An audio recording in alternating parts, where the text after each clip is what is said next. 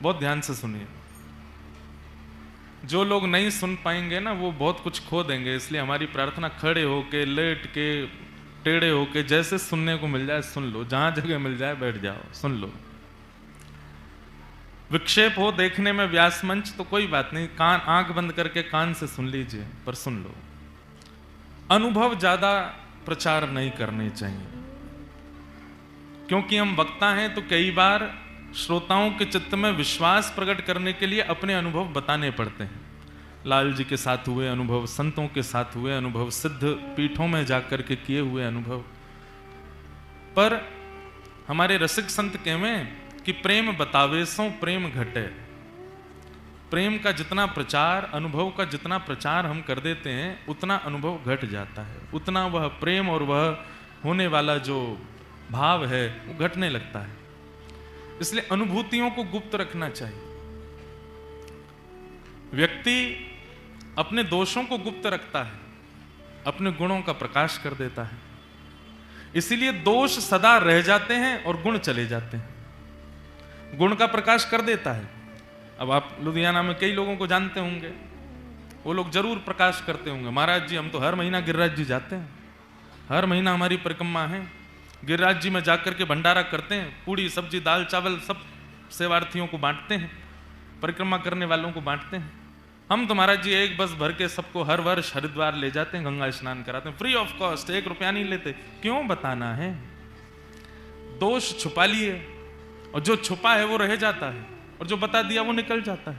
धीरे धीरे गुण खत्म होने लग जाते हैं और दोष सदा के लिए चित्त में रह जाते हैं।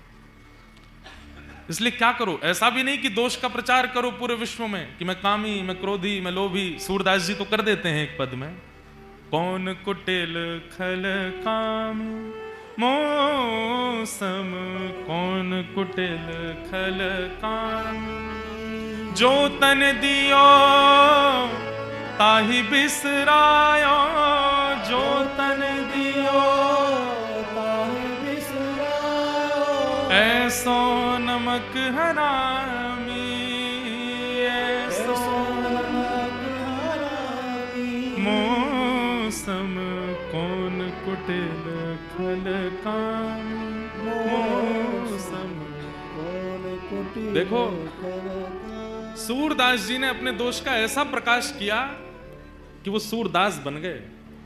दोष गा दिया तो दोष निकल गया, दोष बता दिया तो दोष चला गया। दोष को बताया नहीं जाता, इसीलिए रह जाता है।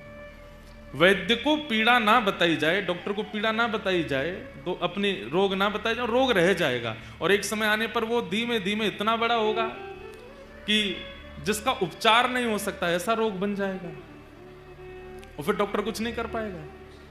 इसलिए दोष का प्रचार सबको मत करो, पर आचार्यों को, गुरुजनों को, वैष्णव जनों को, और सबसे बड़ी बात ठाकुर जी को जरूर बताओ। नाथ हम योग्य तो नहीं, हमारी सामर्थ्य तो नहीं, ये जितना बवाल हमने कर रखा है ये सब आडंबर मात्र है, हम कैसे हैं ये आप जानते हो। इसलिए हमारी प्रार्थना गुण का प्रकाश ज्यादा नहीं, गुण का प्रचार ज्यादा नहीं, छुपाओ, अनुभव छुपाओ।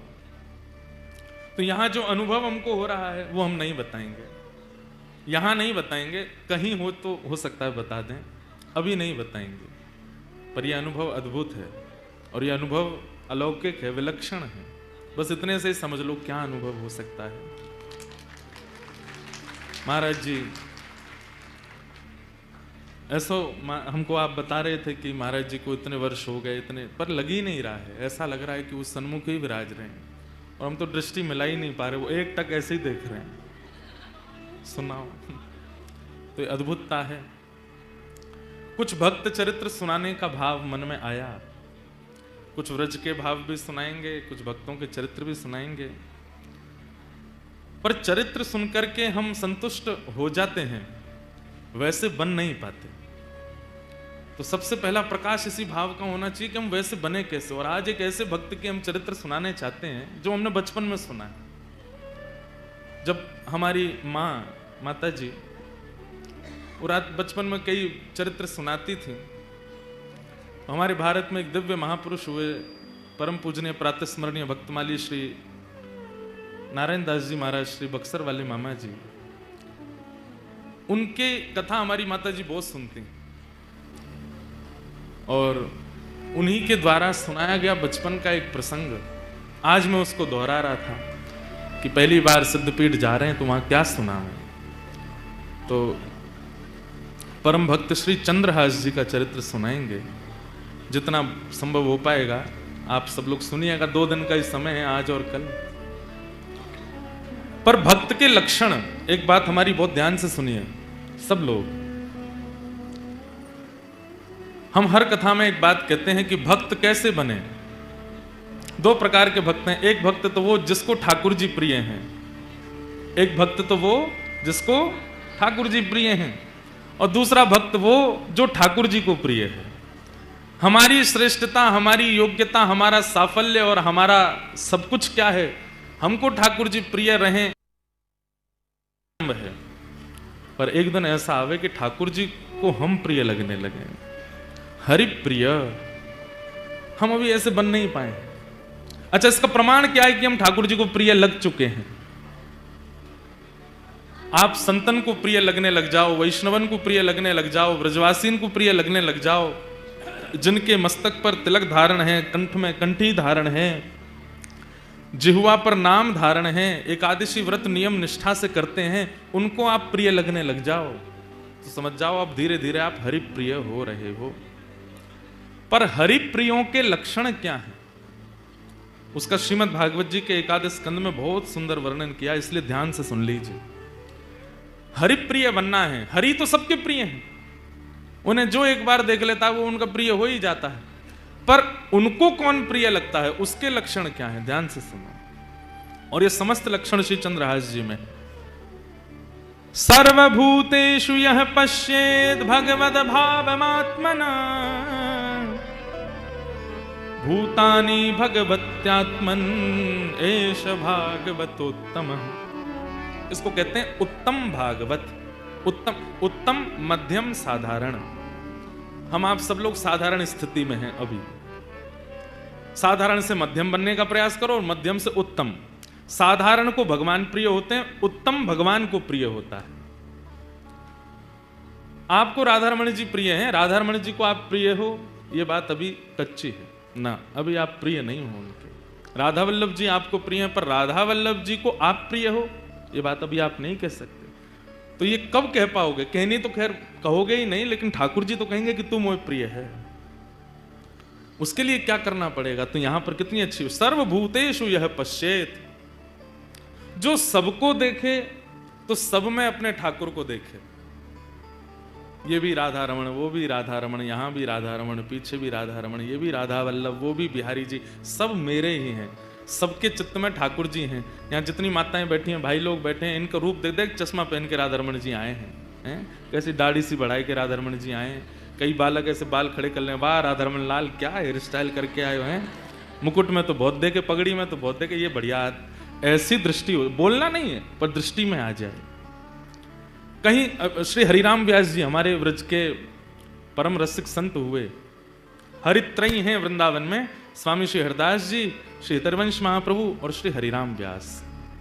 हरिराम व्यास जी के चरित्र में आता है कि हरिराम व्यास जी सबको कैसे देखते हैं। कोई जैसे कई लोगों की हाइट नहीं बढ़ पाती, छोटे रह जाते हैं, थिकनेस से ही रहते हैं, तो हरिराम व्यास जी देखते कि देखो वामन भगवान आ रहे हैं चलते हुए, छोटे से हैं वामन भगवान। कोई बहुत क्रोधी दिख जाता, बात बात पर क्रोध आता है, गुस्सा आता है, सबसे लड़ने बैठ जाता है, कलेश ही करता रहता है। अब संसारी दृष्टि में तो हम लोग उसको दोष देख लेते हैं, अरे राम ये इससे तो पास दूर ही रहो, इससे लड़ता ही रहता है। पर हरिराम व्यास जी कैसे कोई बहुत लड़ने वाला दिख जाता, ओहो परशुराम जी हैं, चित्त में परशुराम जी विराज में, नेक में ही क्रोध आ जाए। किसी को बहुत चंचल देख लेते हैं, बहुत उधम मचावे, कभी यहाँ कभी वहां, कभी ओहो ठाकुर जी हैं, ये तो कन्हैया लाल है, नंद जी को लाला आगो है। और कोई बड़ा धीर गंभीर एक आसन में बैठा है, धीमे बोलता है, कम खाता है, रघुनाथ जी हैं, साक्षात राम जी आए। कोई शरीर में बड़ा विशाल, एक तो होता है मोटा, मोटा नहीं कहेंगे, विशाल। कई लोग होते हैं उनकी जिम विम जा जाके ऐसी पूरी बना ली है अपना शरीर, विशाल काय लगता है उनका स्वरूप। कौन है वो? नृसिंह भगवान। देखते ही थर थर डर लग रहा है। अब हरिराम व्यास जी की ऐसी दृष्टि है, इसलिए श्री जुगल किशोर जी प्राप्त हुए। और एक कोई पक्षपात की बात नहीं कह रहा हूं मैं, वृंदावन में सबको अकेले लाला मिले, एकमात्र श्री हरिराम व्यास जी जिनको जुगल किशोर मिले, दोनों मिले। प्रिया जी भी मिली और प्रीतम भी मिले, पन्ना में विराजमान जुगल किशोर जी। क्यों? उनकी दृष्टि ऐसी है, वो किसी में दोष नहीं देखते, सब में हरि दर्शन करते हैं। और यही उत्तम भागवत का लक्षण है, जिसको देखो उसमें हरि दिख जाए। जित देखूं उतित श्याम मयि है, सर्वभूतेषु यह पश्येत भगवत भावमात्मनः। और फिर दूसरी बात क्या? भूतानि भगवत्यात्मन एष भागवतोत्तमः। जब सबको देखे तो सब में ठाकुर जी, और जब मंदिर में जाके ठाकुर जी को देखे तो सब ठाकुर जी में। यही मेरे मैया हैं, यही मेरे पिता हैं, यही मेरे चाचा हैं, यही मेरे ताऊ जी हैं, यही मेरे दादा हैं, यही मेरे पति हैं, यही मेरे बालक हैं, सब यही, और कोई नहीं। ये दृष्टि जिसकी बन गई है वो उत्तम भागवत है। समय लगेगा, इतनी जल्दी नहीं बन पाएगी दृष्टि, पर प्रयास तो करो। अगल बगल वाले ने देखो, दिख रहे हैं ठाकुर जी वहां में, देखो अगल बगल वाले, देखो बैठे कितने सारे ठाकुर जी बैठे हैं, कितने सारे ठाकुर जी बैठे हैं, सबको देखो। ऐसी ही दृष्टि बन गई परम भक्त श्री चंद्रहास जी की। चंद्रहास जी किसके शिष्य हैं? श्री नारद जी महाराज के। जैसे ध्रुव जी का चरित्र आता है, जैसे प्रहलाद जी का चरित्र आता है, वैसे ही श्री चंद्रहास जी का चरित्र है। नारद जी के 3 ही भक्त हुए हैं जिन्हें नारद जी ने दीक्षा प्रदान की है। उसमें एक ध्रुव जी हैं और प्रहलाद जी हैं, चंद्रहास है। बहुत ध्यान से एक बात सुनिएगा। एक तो जिनको जानो होए करे ना बीच में, वो बाद में आए करो लास्ट में। अब 9 बजे तक कोई उठे नहीं, कम से कम जहां तक हमारी दृष्टि जा रही है वहां तक, तो भाई हम कहने में सुख मिलेगा हमको। ऐसे तो अनेक भक्त हुए श्री नारद जी के, पर नारद जी से अगर कोई पूछता कि आपके कितने शिष्य हैं, तो वो 3 ही नाम बोलते थे, ध्रुव, प्रहलाद और चंद्रहास। किसी ने कहा नारद जी आप इन्हीं का नाम क्यों बोलते हैं? बोले कि भैया क्योंकि इन तीनों ने इतिहास बदल दिया। कैसे? श्रीमद् भागवत जी में ध्रुव चरित्र सबने सुना है, प्रहलाद चरित्र सबने सुना है, पर ध्रुव और प्रहलाद का चरित्र सुना कौन रहा है? नारद जी, स्वयं नारद जी। शिष्य के मुख से गुरु की प्रशंसा सुनी होगी, पर गुरु के मुख से शिष्य की कथा। सोचिए शिष्य किस स्थिति का होगा कि गुरु उसकी रचना बता रहा, उसकी पूरी लीला सुना रहा है। नारद जी महाराज चंद्रहास जी का चरित्र सुनाते हैं। ध्रुव जी का चरित्र सुनाया, प्रहलाद जी का चरित्र सुनाया, और अब चंद्रहास का चरित्र किसको सुना रहे हैं? अर्जुन को। अर्जुन सुन रहे हैं। बहुत सावधानी से सब लोग श्रवण करो। बहुत प्राचीन कथा है चंद्रहास जी की। महाभारत के युद्ध से पूर्व और युद्ध के बाद पांडवों ने 2 यज्ञ किए। युद्ध से पूर्व किया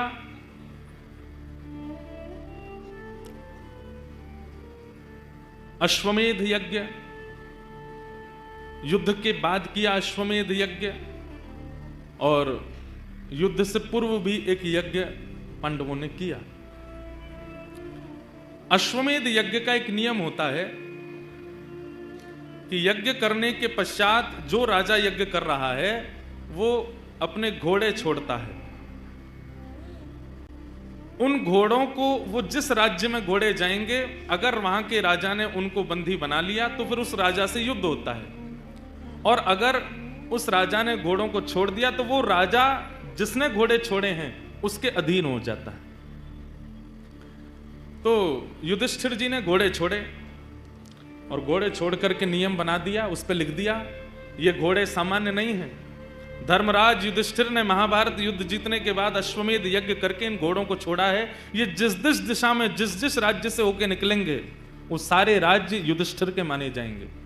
वहां के राजा युधिष्ठिर के नीचे काम करेंगे। और अगर इस भाव से किसी को दिक्कत हो तो युधिष्ठिर से युद्ध लड़ने के लिए तैयार रहना। घोड़ों के पीछे सेना लेकर के अर्जुन चल रहे थे।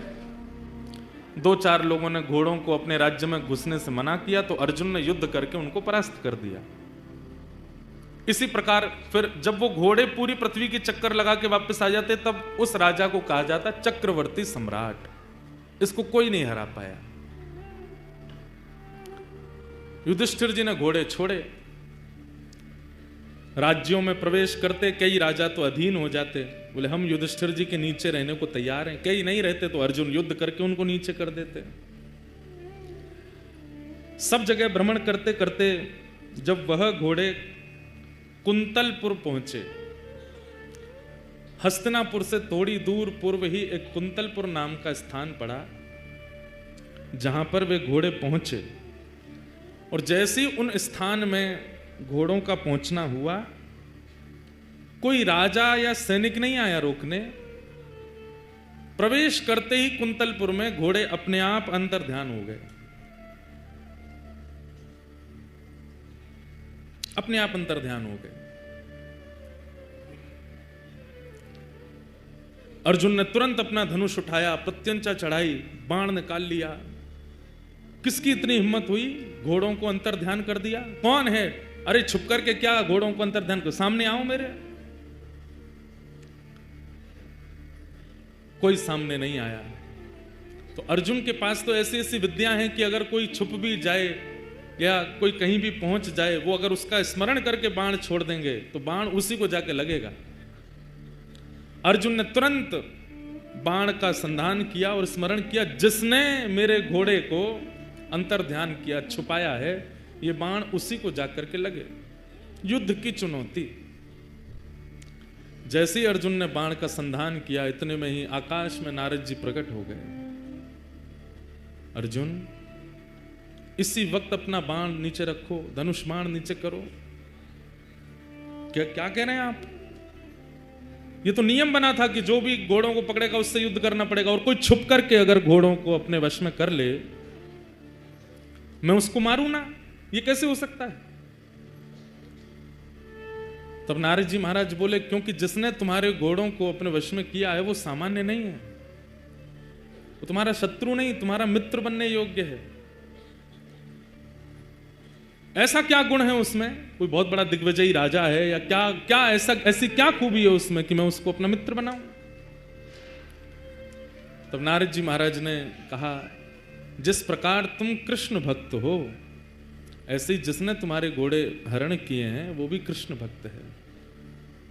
कुंतलपुर का राजा, उसका नाम है चंद्रहास। इसलिए तुम उस पर बाण चलाने की कोई चेष्टा मत करो। अर्जुन तो तुरंत सुन के, ये बात सुनकर के वो कृष्ण भक्त है, अर्जुन बोले, मैंने पहले तो कभी नाम नहीं सुना चंद्रहास का।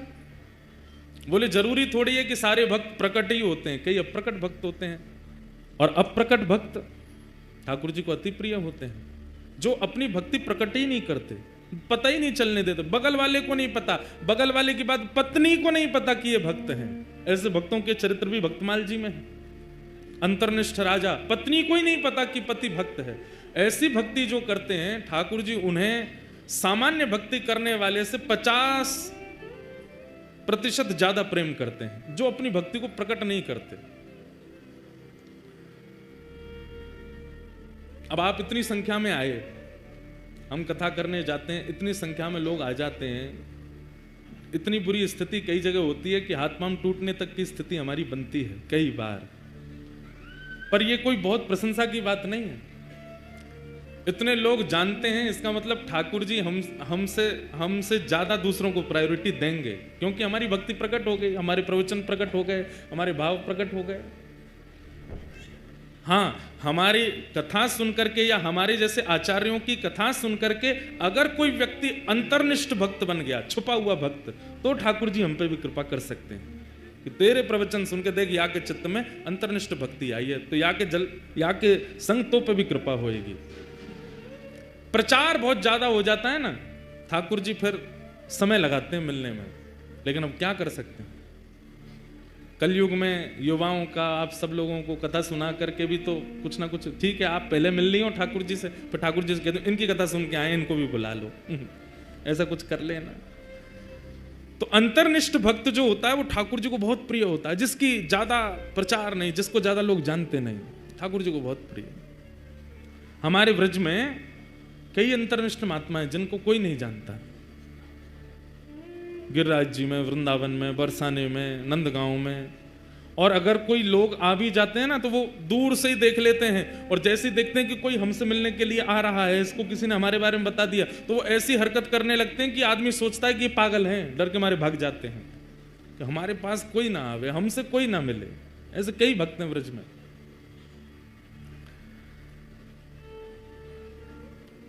हमने कईयों के दर्शन किए। एक तो वृंदावन परिक्रमा में जो बहुत पुराने लोग होंगे, वृंदावन परिक्रमा करते रहे होंगे, तो उनको शायद पता होगा,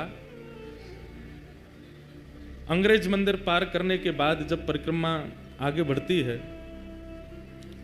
और धानुका आश्रम आदि सब पार करने के बाद एक चौराहा पड़ता है, जहां से हमारे आजकल परम पूजनीय श्री प्रेमानंद जी महाराज निकलते हैं परिक्रमा मार्ग में, जहां से वो आते हैं, उस स्थान पे, उसी जगह पे, उसी चौराहे पे एक बाबा पड़े रहते थे निर्वस्त्र, और वो चलते फिरते परिक्रमा करने वालों को कंकड़ पत्थर मार देते थे। कई लोग नहीं जानते थे तो उनसे लड़ने चले जाते थे, कई लोगों ने उनके साथ में खूब गंदा व्यवहार भी किया, परंतु वो अंतर्निष्ठ महात्मा थे, निर्वस्त्र रहते थे बिल्कुल। दिसंबर जनवरी भयंकर कोहरा में भी निर्वस्त्र पड़े रहते थे, कोई कंबल दे जाए तो पहन लेते थे, कोई रोटी दे जाए तो पा लेते थे। अब वो नहीं है शरीर से, पर वो अंतर्निष्ठ महात्मा थे। ऐसे भक्तों को जो अपनी भक्ति छुपाते हैं उनको ठाकुर जी बहुत जल्दी प्रेम करते हैं। तो अर्जुन ने जैसे ही सुना कृष्ण भक्त, धनुष बाण तो नीचे रख दिए, युद्ध उद्ध सब भूल गया, नारद जी के चरणों में प्रणाम करते हुए कहा, भगवान ये राजा कैसे हैं मुझे ये नहीं सुनना, ये इनका राज्य कितना बड़ा है मुझे ये भी नहीं सुनना, पर ये चंद्रहास कृष्ण भक्त कैसे हैं मुझे इनका चरित्र सुनाओ। और आपको सुनकर के आश्चर्य होगा, नारद जी महाराज बोले तो फिर अस्त्र शस्त्र दूर रखो, अस्त्र शस्त्र दूर रखे, बोले पूरी सेना को कहो ये भी अस्त्र शस्त्र दूर रखें, सब लोग बिल्कुल श्रोता बन करके बैठो। कहां रणभूमि में रण करने के लिए जा रहे थे, लेकिन जैसे ही कहा कि मुझे चंद्रहास जी का चरित्र सुनाओ, नारद जी ने कहा अस्त्र शस्त्र दूर करो। सब दूर करके जब सब लोग सामने बैठ गए तो नारद जी ने थोड़ी परीक्षा ली। अश्वमेध यज्ञ चल रहा है हस्तिनापुर में, तुमको विलंब नहीं होगा पहुंचने में। अब तुम यहां भक्त चरित्र सुनने के लिए बैठ रहे हो, चंद्रहास जी का चरित्र सुनने के लिए बैठ रहे हो, विलंब हो जाएगा, तुमको अश्व लेकर के वहां पहुंचने हैं, युधिष्ठिर जी का यज्ञ अधूरा रह जाएगा। वर्षों से चल रहा यज्ञ, इतने संत, इतने ऋषि, इतने महात्मा उसमें उपस्थित हो रहे हैं, सब धरा का धरा रह जाएगा, क्योंकि कथा तो एक बार प्रारंभ होगी, कब पूरी हो इसका कोई निधान नहीं है। अर्जुन की ये बात कथा को प्रकट करा देती है। अर्जुन कहते हैं अगर कोई कृष्ण भक्त का चरित्र सुनने में अगर वर्षों भी लगे तो उस पर सैकड़ों अश्वमेध यज्ञ में वारी वारी करूं, पर एक भक्त का चरित्र तो मुझे सुनना है। एक भक्त के चरित्र पर 100 अश्वमेध यज्ञ वारी जावे, पर आप तो भक्त यश सुनाओ। नारद जी महाराज बोले तो ठीक है, मैं अब तुम्हें चंद्रहास का सुंदर प्रसंग सुनाता हूं। जैसे ही नारद जी ने कहा मैं प्रसंग सुनाता हूं, इतने में एक दिव्य तेज प्रकट हुआ, और तभी क्या देखते हैं, आहा, वंशी विभूषित करा नवनीर दाभा, पीतांबरा दरुण बिंब फलाधरोष्ठात्, पूर्णेन्दु सुंदर मुखारविंद नेत्रा, कृष्णा परम किमपि तत्त्वमहम्। एक तेज प्रकट हुआ। अर्जुन बोले ये तेज कैसा? अर्जुन को लगा शायद चंद्रहास जी आ रहे होंगे, पर जैसे ही तेज विश्राम हुआ, मुरली मनोहर श्याम सुंदर प्रकट हो गए, और प्रकट होकर के अर्जुन के बगल में आसन लगाया, वहीं बैठ गए। अर्जुन बोले नाथ ये कैसी लीला आपकी? बोले भागवत की कथा सबको सुनने का अधिकार है, भक्त चरित्र का मुख्य श्रोता तो मैं हूं, सबसे पहले मैं आकर के बैठूंगा, व्यास जी का तिलक करूंगा, तभी कथा होएगी। भक्त चरित्र तो मैं सुनता हूं। चंद्रहास का चरित्र यहां पर सुनाया जाएगा या किसी भी भक्त का चरित्र सुनाया जाएगा, मेरे बिना नहीं प्रारंभ हो सकता, तो मुझे आना पड़ेगा। आप सब इतनी संख्या में बैठे हैं, आप सबके बीच में मुंह छुपाए चुपचाप ठाकुर जी बैठे हैं, क्यों? एक भक्त चरित्र प्रारंभ हो रहा है। भक्त का चरित्र तो ठाकुर जी सुनते। ठाकुर जी प्रकट हो गए, अर्जुन के बगल में आकर के बैठ गए। अर्जुन के तो भाव ऐसे प्रकट हो रहे हैं, नाथ कितनी कृपा। नारद जी महाराज भावुक हो गए, भगवान आज्ञा हो तो अब मैं चरित्र सुनाना प्रारंभ करूं। ठाकुर जी बोले निश्चित सुनाओ, अब कोई विघ्न नहीं आएगा, कोई रुकावट नहीं आएगी, तुम तो सुंदर अब चरित्र सुनाओ। केरल देश में एक राजा थे, बड़े प्रतापी राजा, और उन प्रतापी राजा के यहां एक पुत्र ने जन्म लिया जिनका नाम उन्होंने रखा चंद्रहास। धीरे धीरे बालक जब 3 वर्ष का हो गया, बहुत सावधानी से सुनिएगा सब लोग, बालक जब 3 वर्ष का हो गया तब केरल देश में एक शत्रु राजा ने चढ़ाई की, और ऐसी चढ़ाई की कि पूरे केरल देश को अपने वश में कर लिया। अनंत संख्या लेकर के सैनिकों की आया, पूरे केरल देश पर आक्रमण कर दिया। उस आक्रमण में राजा मारे गए, सैनिक मारे गए। अब धीरे धीरे स्थिति की सेना ने भीतर देश में प्रवेश करके वहां की औरतों को, बच्चों को भी मारना प्रारंभ किया। जो क्रूर राजा जिसने आक्रमण किया था उसको पता चला, बोले कि राजा मर गया, रानी मर गई, पूरा परिवार मर गया, एक इनका 3 वर्ष का बालक है वो अंदर भवन में है, उसको मार दो तो आपकी विजय हो गई इस देश पर। जैसे ही उस राजा ने अंदर प्रवेश करना प्रारंभ किया तो एक धाई मां, जो बालकों की आजकल कह दें तो बेबी सिटर करते हैं ना, बच्चों की जो ध्यान रखते हैं, दूध पिलाना, खिलाना, नहलाना, बड़े बड़े घरों में रखते हैं लोग, एक धाई मां, उनकी एक धाई मां चंद्रहास राजा, चंद्रहास बालक की, उसको जैसे ही पता चला कि कोई आक्रमण में सब मारे गए हैं और अब वो राजा यहीं आ रहा है इस बालक को मारने के लिए, तुरंत बालक को उठा करके उसके जितने राजकीय वस्त्र थे सब उतार दिए, सोने चांदी आदि जो भी उसने पहन रखा था सब उतार उतार करके फेंक दिए। मैले कुचैले वस्त्र जो सामान्य लोगों के होते हैं वो बालक को पहना दिए, तालीत उसके मुख पर पोत दी, अजीब सा उसका रूप कर दिया, केश बिखेर दिए, कड़ूले आदि सब उतार उतार करके फेंक दिए, और अपने सौल में लपेट करके बालक को लेकर के जा रही हैं। बालक से कह रही हैं, 3 वर्ष के हैं अभी चंद्रहास, कह रही हैं कोई अगर पूछे कि ये कौन है तो तुम धाई मां मत बोलना है, बोलना ही मेरी मां है। बेटा आज से मैं ही तेरी मां हूं। माता पिता दोनों चले गए, पूरा राज्य नष्ट हो गया। धाई मां ने बालक को अपनी सौल में लपेटा, गोद में लेकर के पीछे के रास्ते से सामान्य लोग जहां से भाग रहे थे वहीं से निकल के जाने लगे। जगह जगह नाकाबंदी पर सबको देखा जा रहा था। अंदर से राजा ने घोषणा कर दी कि राजकुमार को लेकर कोई भाग गया है, ढूंढो उसको, कहां है। बहुत सुंदर चरित्र है बंधुओं, सावधानी से सुनना। बालक को लेकर के धाई मां जैसे ही बाहर आने लगी तो एक सैनिक ने रोका। कौन हो? महाराज मैं तो सामान्य स्त्री हूं, मेरा घर जल गया, पति मर गए, जा रही हूं कहीं, भाग जाऊंगी, मुझे भी मार देंगे नहीं तो। कौन है ये बालक, इसका मुख दिखाओ। बालक का जब रूप दिखाया तो फटे कुचैले वस्त्र पहने, मुख पर गंदगी लपेटी हुई, लगी रहा था कि दाई मां का ही बालक है। ए बालक ये कौन है? चंद्रहास बोले ये मेरी मां है। ठीक है जल्दी जाओ, निकलो यहां से। जैसे तैसे वहां से प्राण बचा करके उस बालक के वो धाई मां निकल गई। बहुत व्याकुल है चित्त से, इतनी दूर जाना है कि कहीं से भी उस राजा को ये राजकुमार मिल ना जाए। तो दक्षिण केरल देश से चलकर के वो मां उत्तर भारत तक चलकर के आई बालक को लेके। महीनों लगे, साल लगे, कितना समय लगा पता नहीं। और ग्वालियर के पास में जो कुंतलपुर गांव, जिसके बारे में हम लोग सुनेंगे, जहाँ के ये राजा बने कालांतर में, वहाँ पहुँच गए। वहाँ के तत्कालीन राजा कोई थे, उनके मंत्री थे, उसका नाम था दृष्टबुद्धि। क्या नाम था? दृष्टबुद्धि। दृष्टबुद्धि के पास जाकर के उदाई माँ ने कहा, मैं दासी हूं, बहुत निपुण हूं, आप मुझे जो काम कहेंगे मैं करने को तैयार हूं, मुझे कोई नौकरी दे दीजिए। मां को लगा अब उत्तर भारत में कम से कम इतने 1000 किलोमीटर की दूरी है, कम से कम यहां सुरक्षित रहेंगे राजकुमार।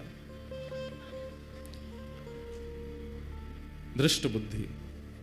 दृष्टबुद्धि कुंतलपुर के राजा के मंत्री हैं। मंत्री ने जैसे देखा, अच्छा ठीक है, हमारे यहां तो बहुत सेविकाएं हैं, काम तो लगे रहते हैं, क्या कर सकती हो? बोले जो कहोगे वो करने को। और ये तुम्हारा बालक, ये तो छोटा है, खेल लेगा यहां बाहर बच्चों के साथ में, ठीक है। और वहां उस धाई माँ को एक नौकरी मिल गई, राजा के दरबार में कुछ काम आदि करती। और चंद्रहास राजकुमार, अब पूरा नगर दाई माँ को जानता है, जितने लोग जानते हैं सब कहते हैं ये बालक कौन है? बोले कि ये दासी पुत्र है। कहां एक राजमाता का पुत्र, कहां एक राजा का राजकुमार, और अब क्या बन गए हैं? दासी पुत्र। 2-2 दिन तक भोजन नहीं मिल पाता है, रात्रि सोने की व्यवस्था नहीं हो पाती है, दाई माँ के साथ ही चंद्रहास रहते हैं। बंधुओं, यही जीवन है। कब दिन बिगड़ जाएं या बदल जाएं कुछ कह नहीं सकते हैं।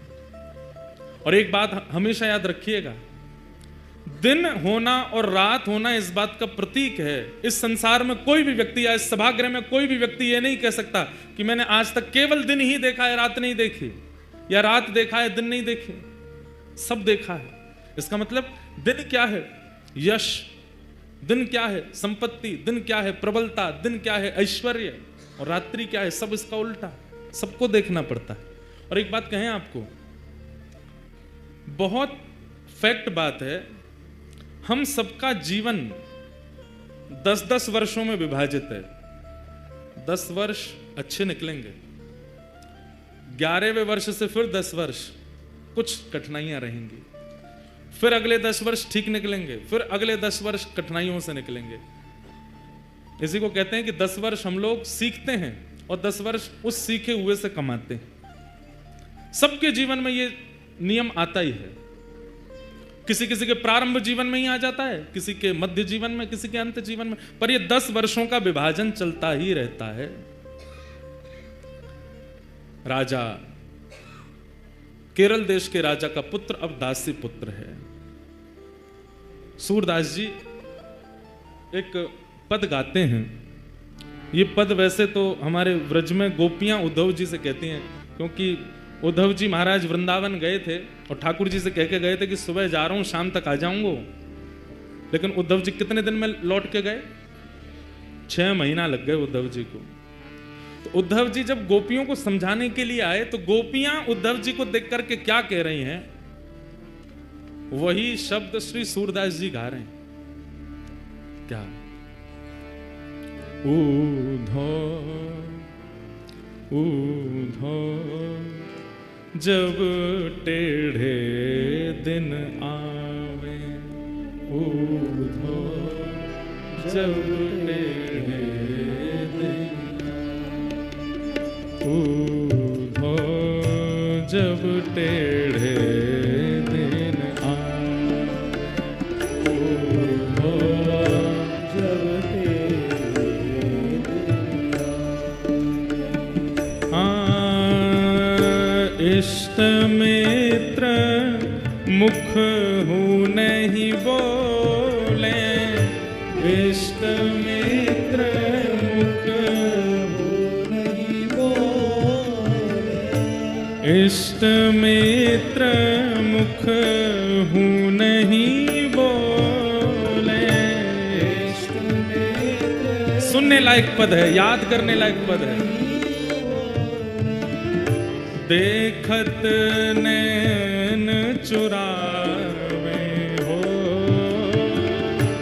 देखत नैन चुरावे, उठो जब टेढ़े दिन आवे, उठो जब टेढ़े दिन आवे, उठो जब टेढ़े दिन आवे। जिनके टेढ़े दिन आके निकल चुके हैं वो रिलेट करेंगे, और जिनके नहीं आए हैं वो सावधान हो जाना, ऐसा ही होने वाला है। हम यहाँ कोई चिकनी चुपड़ी बात नहीं करेंगे कि कुछ नहीं होगा जीवन में, होगा, निश्चित होगा। किसी का जीवन एक रस नहीं रह सकता इस संसार में, चाहे मैं ही क्यों ना हूं। सबके जीवन में संकट और ऐसी विपरीत टेढ़े दिन सबके आते हैं, आएंगे जरूर, पर करना क्या है? दुख की घड़ी से भागना नहीं है, जूझना है, लड़ना है। और वो लड़ना जूझना आचार्य सिखाते हैं, सत्संग सिखाता है। उठो जब टेढ़े दिन आवे,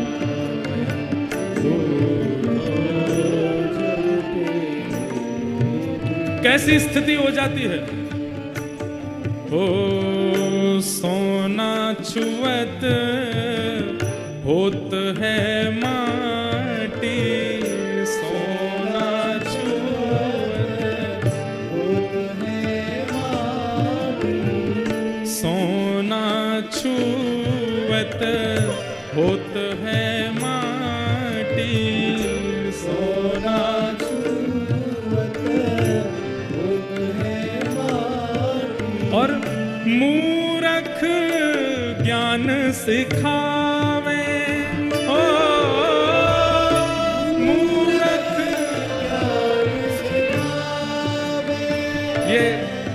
जब कठिन समय आता है ना, तो सामान्य सा व्यक्ति, बुरा बुरा व्यक्ति, बिल्कुल मूर्ख व्यक्ति, उसकी बात भी हमको ज्ञान लगने लगती है। अच्छा, कैकेयी जी को ज्ञान किसने दिया? मंथरा ने दिया।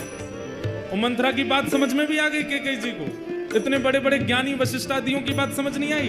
टेढ़े दिन जब आते हैं तब मूर्खों की बात ही समझ में आती है। ये बात गोपियां व्यंग करके उद्धव को कह रही हैं। बता, हम गोपी, जो गोपी गीत में कह रही हैं, नखलु गोपिका नंदनो भमान अखिल देहि नाम अंतरात्म दृक् विखन सार्थितो विश्वगुप्तये। ठाकुर जी से कह रही हैं, तुम नंद जी के लाला नहीं हो, तुम यशोदा के लाला नहीं हो। ठाकुर जी डर गए, इन्हें पता तो ना चल गई कि मैं देवकी को लाला हूं। तो कौन को लाला हूं मैं?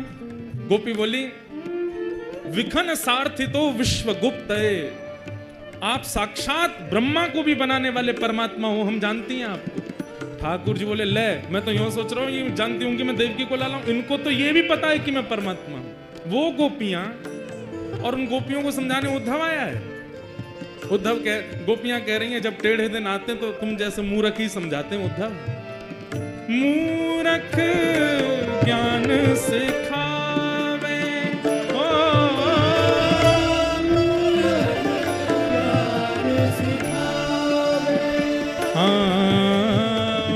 मूर्ख ज्ञान सिखावे, उठो जब टेढ़े दिन आवे, जब टेढ़े उठो जब टेढ़े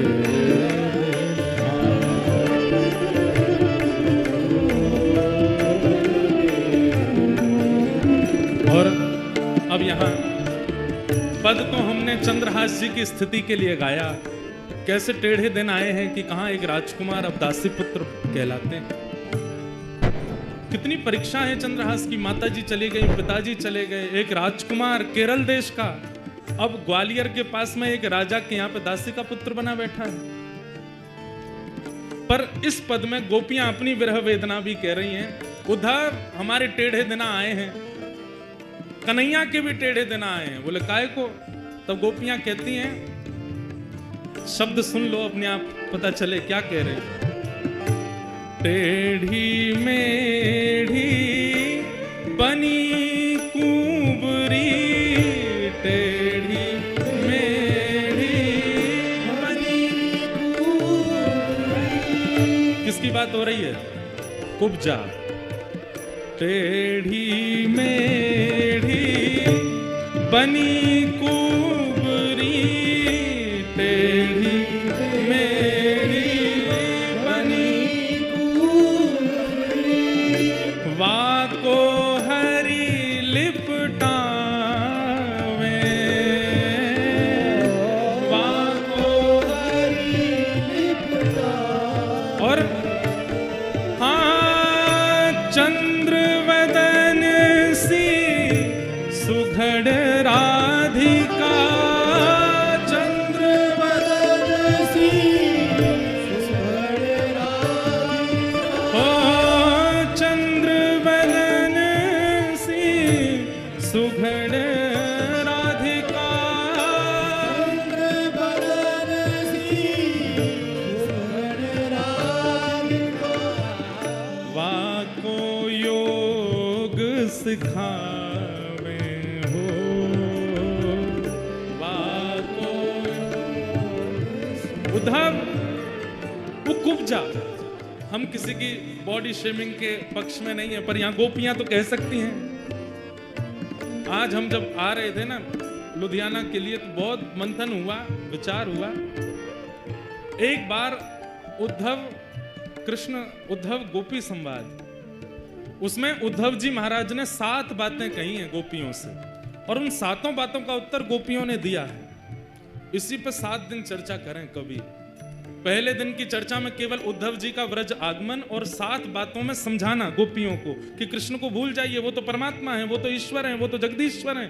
और इनका उत्तर फिर गोपियां कैसे कैसे दे रही हैं, वो 7 दिन पूरी उसी चर्चा में वो गोपियां कह रही हैं, टेढ़ी मेढ़ी, वो जो टेढ़ी मेढ़ी बनी कुंवरी, वाको हरी लिपटा में, उसको तो अपने हृदय से लगा रहे हैं। और चंद्रवदन सी सुधर राधिका, इनके लिए योग सिखाने के लिए उद्धव को भेजा है। ये टेढ़े दिन नहीं है तो क्या है? उद्धव जब टेढ़े दिन आवे, और 10 वर्ष वाली बात मेरी सिद्ध यहां हो जाएगी कि ठाकुर जी जन्मे और उसके बाद 11 वर्ष रहे ब्रज में। 11 वर्ष तो ब्रजवासियों ने कितना कमाया, प्रेम कमाया, भाव कमाया, पर 11 वर्ष के बाद ठाकुर जी जो विरह दे करके गए, ये सबके जीवन में आता है। 10-10 वर्ष का फेर है।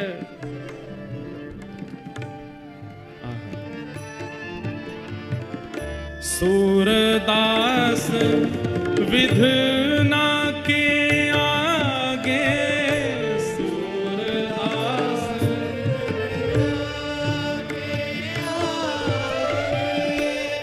सूरदास विधि ना के आगे, सूरदास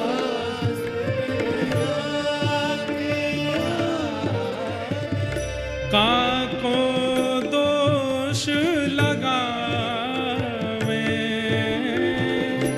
काको दोष, हाँ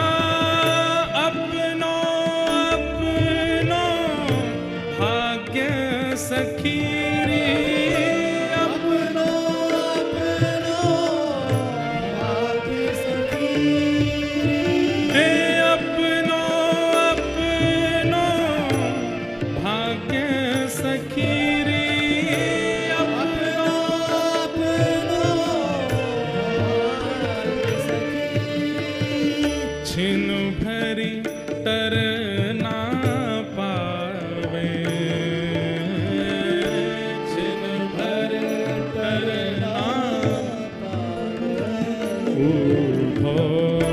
जब टेढ़े दिन आवे,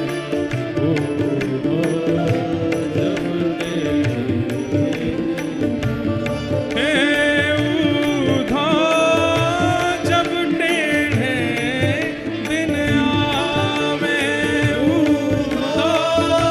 जब टेढ़े दिन अपनो अपनो भाग्य सखीरी, अपनो अपनो भाग्य सखीरी, काको दोष ला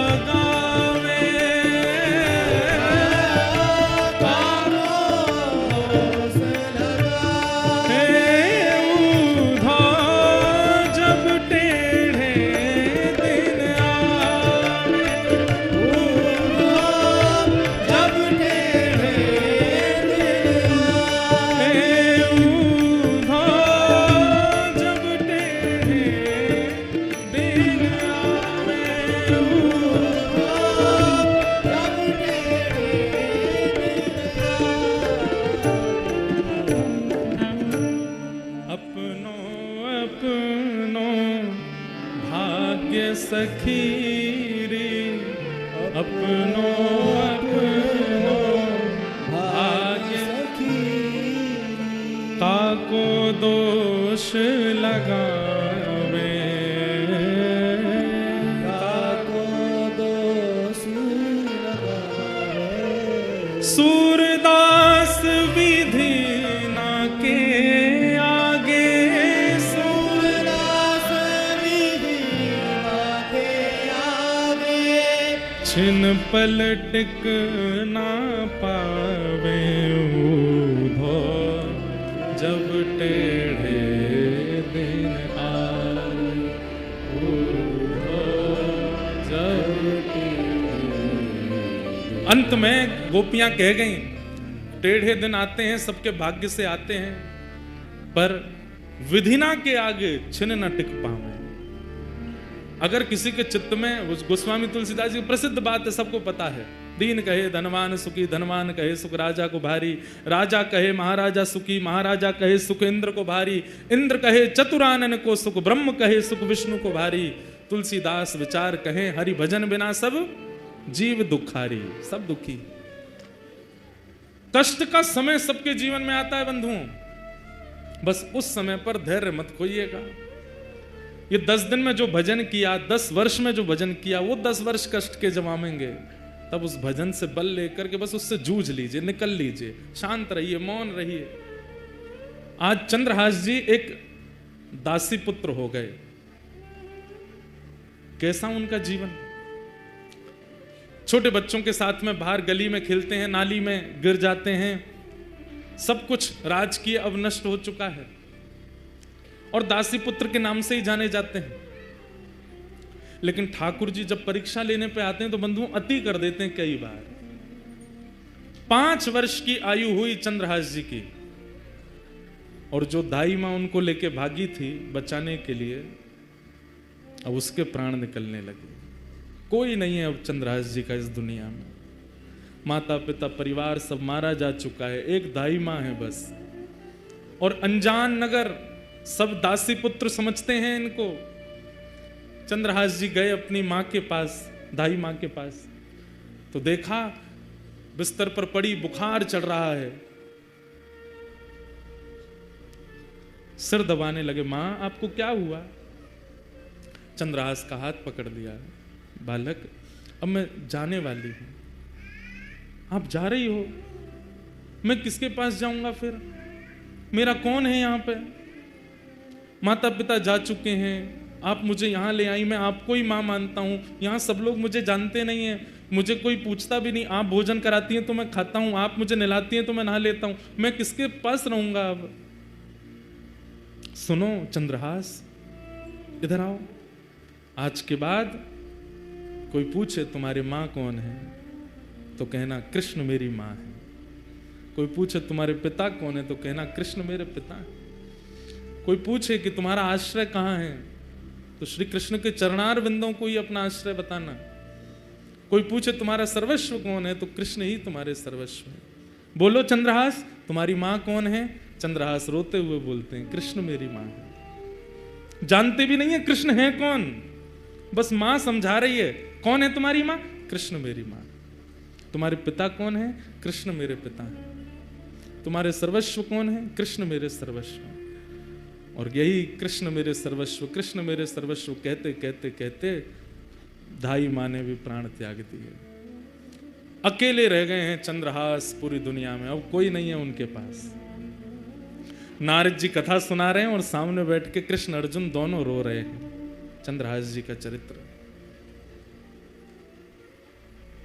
चली गई मां, किसी के घर में किराए पर या कैसे भी रहती थी, उन घर वालों ने अब चंद्रहास जी को घर से निकाल दिया।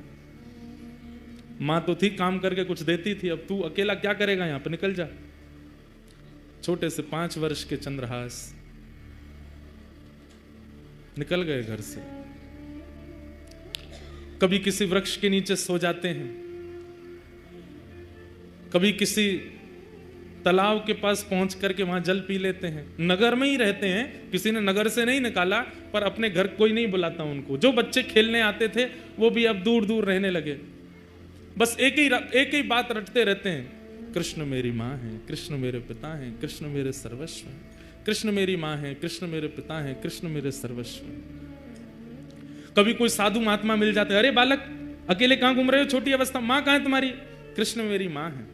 अरे पिता कहां है तुम्हारा? कृष्ण मेरे पिता हैं। घर कहां है तुम्हारा? ठाकुर जी के, कृष्ण के चरण ही मेरे घर है। संत जन देख करके सुन के बड़े खुश होते, हृदय से लगाते, फल आदि दे देते। तो चंद्रहास जी खूब प्रेम से पाते। 5 दिन हो गए, प्रसाद नहीं मिला, खा लेते। ऐसी स्थिति चंद्रहास जी की रहती है। कुछ गांव के बच्चे उनको मित्र तो मानते थे, पर दूर से ही उनके साथ में देख करके बस दूर ही रहते थे, माता पिता जाने नहीं देते थे। एक दिन चंद्रहास बैठे, कुछ बालक छुप करके आ गए उनके पास। बोले चंद्रहास हमारे साथ कुछ खेलो ना। बोले कौन सा खेल खेलोगे? बोले तुम बताओ, वही खेलेंगे। बोले बाकी खेल तो मुझे नहीं आते, कीर्तन रूपी खेल आता है। बोले कीर्तन रूपी खेल ही खेलो। बोले इसमें क्या करना पड़ता? बोले एक गाएगा, बाकी सब उसके पीछे गाएंगे। जीतेगा हारेगा कौन? बोले सब जीतेंगे, हारेगा कोई भी नहीं। कीर्तन रूपी खेल में कोई नहीं हारता, सब जीतते हैं। चंद्रहास जी अपने भुजा उठा करके चारों तरफ बालकों को बैठा करके कीर्तन करते हैं। सारे बालक चंद्रहास जी के पीछे पीछे गाते हैं। ऐसा मधुर संकीर्तन हुआ, गांव के लोग देखने लगे, अपने अपने बच्चों को भगा करके ले गए वहां से। मना किया था ना इसके पास मत आना, अभागा है, पता नहीं कहां से आया, इसकी माँ का भी कोई परिचय नहीं, 2-3 वर्ष यहाँ रही, दासी बन करके मर गई वो भी, अब इसके पास कोई नहीं आएगा। दूर रहते थे सब। चंद्रहास जी एक पेड़ के नीचे बैठ करके केवल चिंतन कर रहे हैं, कृष्ण मेरी माँ है, कृष्ण मेरे पिता हैं, कृष्ण मेरे सर्वस्व हैं। कठिन परिस्थिति सबके जीवन में आती है बंधुओं, बस उस परिस्थिति में ठाकुर जी का त्याग मत करो। कौन से भक्त का चरित्र आप सुने हैं जिसके जीवन में कठिन परिस्थिति ना आई हो?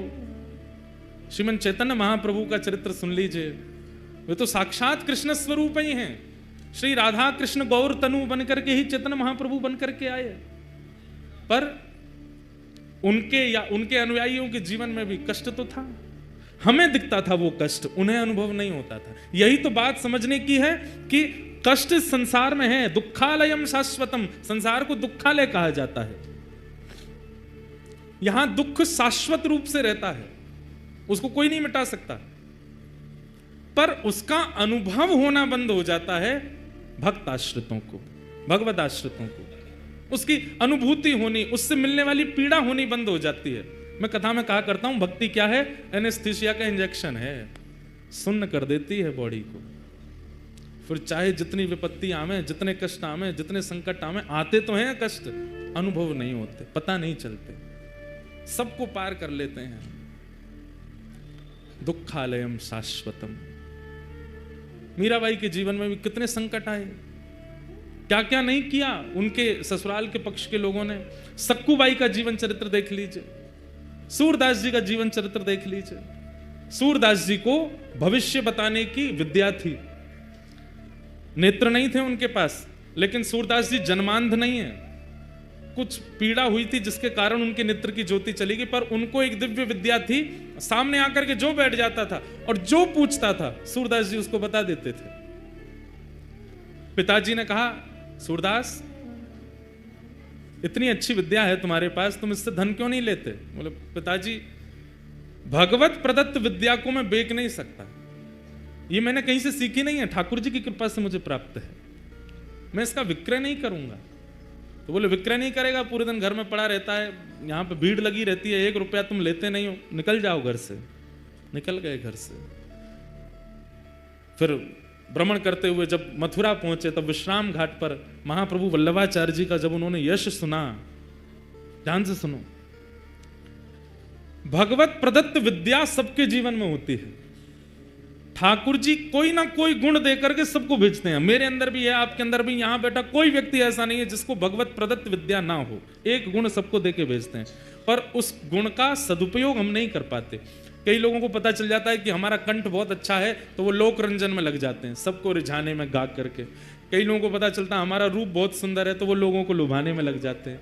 कई लोगों की पाक विद्या अच्छी, तो वो लोगों को खिलाने में लग जाते हैं। कई लोगों का नृत्य बहुत अच्छा, तो वो लोगों को रिझाने में लग जाते हैं। पता चल जाए कि कोई भगवत प्रदत्त विद्या है या भगवत प्रदत्त गुण हमारे पास है, उससे हरि को रिझाओ, हरि रिझेंगे। सूरदास जी महाराज को लगा कि मैं बिना नेत्रों के लोगों का भविष्य देख लेता हूं, लोगों की खोई चीज ढूंढ लेता हूं, लोगों का पास्ट पता है, फ्यूचर पता है, सब कुछ मुझे पता है बिना नेत्रों के, पर इस गुण से मैं संतुष्ट नहीं हूं। इसी भावना को चित्त में धारण करके श्रीमद् वल्लभाचार्य जी के पास गए, महाप्रभु जी के चरणों में प्रणाम किया, तो महाप्रभु जी ने उन पर दृष्टि डाल करके देखा, और जैसे ही ब्रह्म संबंध हुआ, जैसी गुरु दीक्षा प्रदान की श्री सूरदास जी को, सूरदास जी से कहा तुमने बहुतों का भविष्य देखा है, तुम पास्ट में जा जा करके सबका देख लेते हो, अब मैंने तुम्हें ब्रह्म संबंध दे दिया है, अब ब्रह्म का पास्ट देखो, ठाकुर जी का जीवन चरित्र देखो। आहा, जैसे ही सूरदास जी ने नेत्र बंद करके चिंतन लगाया, अब किसी जीवात्मा का कोई भविष्य आदि नहीं दिख रहा है, या किसी जीवात्मा की पूर्व की स्थिति नहीं दिख रही, अब ठाकुर जी की लीला दिखने लगी उनको। और सूरदास जी ने, तब मेरे को सूरदास जी आज इसलिए याद आ रहे हैं, सामने ही बैठे हैं, वहीं ऊपर ही बैठे हैं, और बार बार अपना तंबूरा लेके ऐसे ठाकुर जी ऐसे बैठ करके सुन रहे हैं, तो मेरी बार बार दृष्टि पड़ती है, इसलिए बार बार सूरदास जी स्मृति में आ रहे हैं, लेकिन भाव की पुष्टि हो रही है, इसलिए मैं बोल रहा हूं। और सामने ही जब बैठे हैं, और कोई यहाँ शंकराचार्य जी भी बैठे हैं, ऋषि अत्रि भी बैठे हैं, वशिष्ठ जी भी बैठे हैं, पर हम वैष्णवों की ध्वजा लेकर के भक्ति के आगे यही चल रहे हैं। जैसे ही ब्रह्म संबंध हुआ, पहला पद सूरदास जी ने कौन सा गाया, इतना सुंदर पद, बस मुझे मिल जाए। आहा,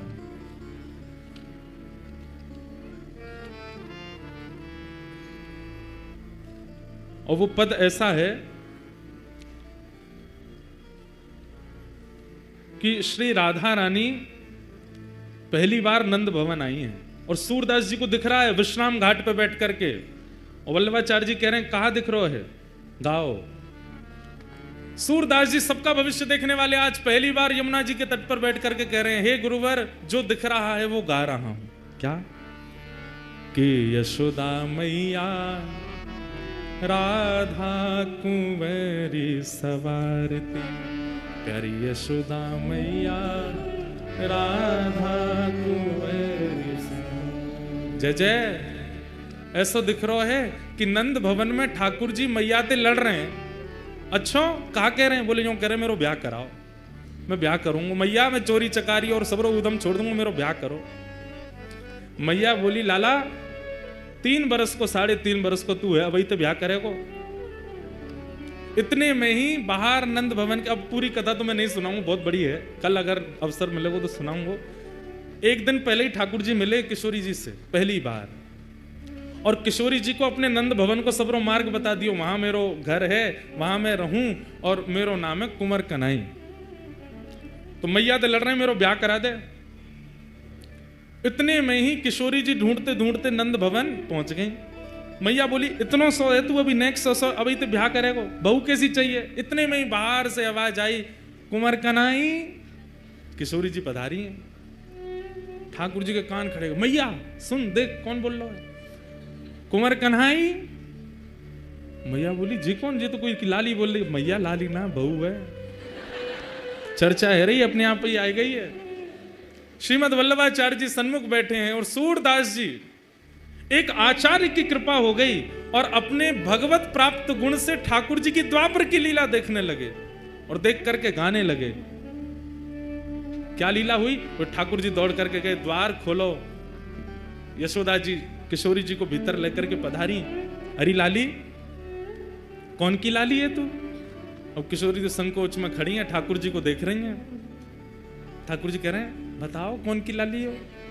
किशोरी जी कुछ नहीं बोली। तो ठाकुर जी, मैया जे ब्रजमान गोप की लाली है। अच्छा, बरसाने वाले ब्रजमान गोप? किशोरी जी कुछ नहीं बोली। अच्छा, तेरो गांव कौन सा है? मैया बरसाने गांव में रहे, रावल गांव की है। अच्छा, तेरी मैया को नाम तो मुझे कछु ऐसो याद है, मुझे याद नहीं आ रहा है। ठाकुर जी बोलो कीर्ति मैया, तो ते पूछ रही हूं मैं, तू काय को बता रहा है, या ते पूछ रही हूं या बता दे।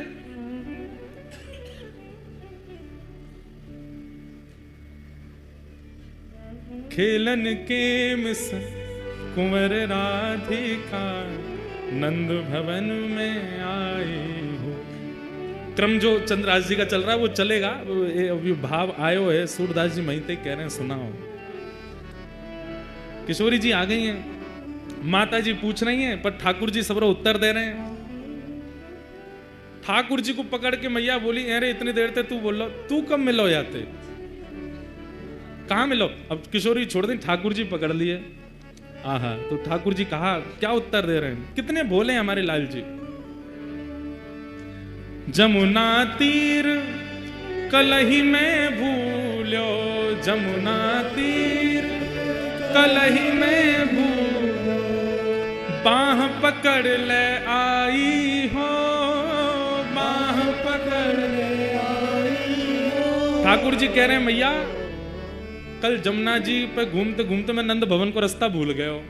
बोला अच्छा, तब जे मुँह को मिल गई और मैं रोन लगो, मुँह तो मैया के पास जानो है, नंद बाबा के पास जानो, तो जे मेरो हाथ पकड़ के नंद भवन छोड़ के गई मुँह को। या हमारे हम दोनों को परिचय है क्या हो। आवत इहाँ तो ही सकुचत, आवत इहाँ तो ही मैं दे सो ही बुलाई हो, मैं दे सो ही बुलाई हो। मैया तो ये देख के डर गई है, या हमारे इनके बहाने मैं बोल रहा हूं मैया। मैया एक बात कहनी, बोले कहा कान में ही कहूंगा। मैया ने अपना कान नीचे किया, ठाकुर जी बोले यही तो ब्याह कराए तो मैया, यही तो मेरा ब्याह कराए तो यही बढ़िया है। तब यशोदा मैया किशोरी जी को अपने गोद में बैठा में अंदर से ठाकुर जी को श्रृंगार लेके आई हैं। जो श्रृंगार ठाकुर जी को धारण कराया जाए वो समस्त श्रृंगार पेटी लेकर के आई हैं। और ठाकुर जी तो कह रही हैं ए लाला चल काजर लेके आ, माथे चुनरी लेके आ। ठाकुर जी दौड़ दौड़ के नंद भवन से सब सामग्री लेके आ रहे हैं, सब ला के सामने धर दे, मैया या को श्रृंगार कर दे। और यशोदा मैया जशोदा राधा कुंवर संवारती, बड़े बार सीमत शीश के प्रेम सहित निहारती, मांग पारी बैनीजू सवारती, गूंत सुंदर भांति, गोरे भाल बिंदु वदन मन इंदु प्रात रवि कांति। पूरी ठाकुर जी को जैसे श्रृंगार करें वैसे श्रृंगार कर रही हैं यशोदा मैया। और ठाकुर जी श्रृंगार ढूंढ रहे हैं बढ़िया वारो। मैया जे नग पहना कितना बढ़िया लगेगा, मैया बात पहना रही हूँ, ठाकुर जी को देखते जा रही हैं। बड़ा अपने श्रृंगार के तो उतार उतार के भगे। अब मैया मैं श्रृंगार करके खुद ना देख पाऊं ना, या देखते रहूंगा, या को कर दे। खूब सुंदर श्रृंगार कर दियो, पाजे पहना दी, मांग में सिंदूर भर दियो, पामन में अलको लगाई दियो, गोद भराई कर दी लाली की। ये दृश्य दिख रहा है किसको? सूरदास जी। सूरदास जी ने जब ये दृश्य दिखा, सूर श्याम राधा तनु चितवत, सूर श्याम राधा तनु चितवत, यशुमति तन मन भाई हो, यशुमति तन मन भाई हो, खेलन के मिस कुंवर राधिका नंद भवन को आई हो, खेलन के मिस कुंवर राधिका नंद भवन। ऐसी सुंदर ये लीला दिखने लगी सूरदास जी को। और उसके बाद तो ये कलम कभी रुकी नहीं। ठाकुर जी की मधुर लीलाओं का ऐसा वर्णन फिर सूरदास जी ने किया, केवल किस भाव से? अपने भगवत प्रदत्त गुण को ठाकुर जी के चरणों में प्रदान करने मात्र से। कष्ट तो जीवन में था सूरदास जी के, पर गुरु कृपा से संपूर्ण जीवन आनंदमय हो गया। ठाकुर जी की लीला प्रकट होने लगी। चंद्रहास जी के जीवन में अब कोई नहीं है, सब छोड़ करके चले गए। माँ चली गई, पिताजी चले गए, राज्य छूट गया। और अब धाई माँ जिसने पाल पोस के बड़ा किया, 5 वर्ष के चंद्रहास जी को, वो भी छोड़ के चली गई। सब दूर रहने लगे। चंद्रहास जी अब अपना मन कैसे लगावे? 5 वर्ष का बालक वृक्ष के नीचे बैठते हैं और वहीं बैठ कर के केवल ठाकुर जी का कीर्तन करते हैं, ठाकुर जी को याद करते हैं। कृष्ण माँ हैं, कृष्ण पिता हैं, कृष्ण ही मेरे सर्वस्व हैं। बैठे थे चंद्रहास जी, ध्यान लगाकर के नेत्रों से अश्रुपात हो रहा था। तभी आकाश मार्ग से नारद जी जा रहे थे। बंधुओं, ये बात प्रमाणित है, आचार्य चरण इस बात पर प्रमाण देते हैं। आप लोग नाम जप करते हो, आप लोग नियम से सेवा करते हो, आप लोग अपने गुरु प्रदत्त प्रणाली में रहते हो, इसका परीक्षण कौन करता है? नारद जी करते हैं। नारद जी नित्य प्रत्येक वैष्णव के घर जाते हैं और उसके घर में जाके पूरी व्यवस्था देखते हैं, रसोई कैसी है, सेवा कैसी है, कितना भाव है, कितना कुभाव है, कितने विचार हैं, कितने अविचार है, सबका दर्शन नारद जी करते हैं। और फिर नारद जी मार्क्स देते हैं एवरी डे। अभी तक नहीं मिले ठाकुर जी, या को मतलब क्या है? नारद जी ने फेल ही कर रखे हैं, हम विचारों में पास नहीं है। नारद जी महाराज आकाश से देखते हुए जा रहे थे। हरिदास वर्य हैं नारद जी, हरिदासों में श्रेष्ठ। नारद जी ने जैसे देखा चंद्रहास बालक को, देव तुल्य हैं, तुरंत नेत्र बंद कर दे। पूरा चंद्रहास जी का चरित्र आ गया उनके चित्त में। अरे इसके तो माता जी मर गई, पिताजी चले गए, राज्य छूट गया, सब कुछ छूट गया, अब धाई माँ भी चली गई, और अब ये बैठ के ठाकुर जी का चिंतन। ठाकुर जी को जानता नहीं है, केवल धाई माँ कह गई, ये कृष्ण ही तुम्हारे पिता माँ है, उनके पास जाओ। उनका चिंतन कर रहा। नारद जी प्रकट हो गए सामने। चंद्रहास जी को बढ़िया सुगंधी सी आई तो नेत्र खोल करके देखा। आहा, सुंदर वीणा हाथ में लिए, देव दत्ताम मिमाम वीणाम स्वरत ब्रह्म विभूषिताम मूर्छयित्वा हरि कथाम गायमानश्चराम्य। नारद जी सामने खड़े हैं। चंद्रहास जी बोले, हे ऋषिवर, मैंने अनेक संत ऋषियों के दर्शन किए, पर आप जैसा तेज और आप जैसी उपस्थिति से जो मेरे चित्त में प्रसन्नता, ऐसा मुझे पहले कभी नहीं हुआ। आप कौन हो? नारद जी बोले, मैं नारद हूं। ये नारद कौन है? चंद्रहास जी को क्या पता, कथा आदि तो कभी सुनी नहीं। नारद जी बड़े प्रसन्न बोले, नारद चंद्रहास, मैं परम भक्त हूं ठाकुर जी का, ठाकुर जी मुझसे बहुत प्रेम करते हैं। कौन ठाकुर जी? बोले श्री कृष्ण। श्री कृष्ण नाम सुनते ही चंद्रहास जी तो व्याकुल हो गए।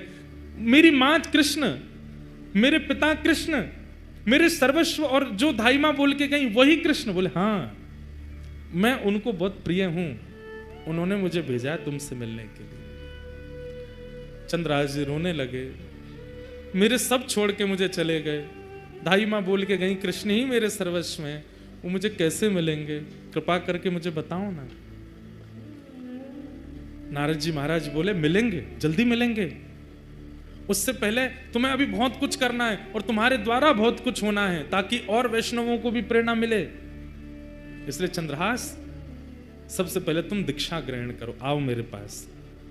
और श्री चंद्रहास जी को सामने बैठा करके श्री नारद जी महाराज ने दीक्षा प्रदान की। अब यहां प्रश्न उठा, कौन सा संप्रदाय?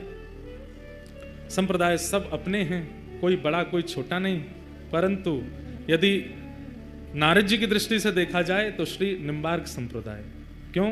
क्योंकि नारद जी की परंपरा निम्बार्क संप्रदाय की है, वहाँ गोपाल मंत्र आदि है। वही दीक्षा नारद जी ने चंद्रहास जी को दी। गले में कंठी माला पहनाई, सिर पर तिलक लगा दिया और कान में मंत्र कह करके कहा कि अब नित्य इस मंत्र का जाप करना है। चंद्रहास, ठाकुर जी तुमको मिलेंगे। और अब एक चीज और करनी है, क्या? ठाकुर सेवा।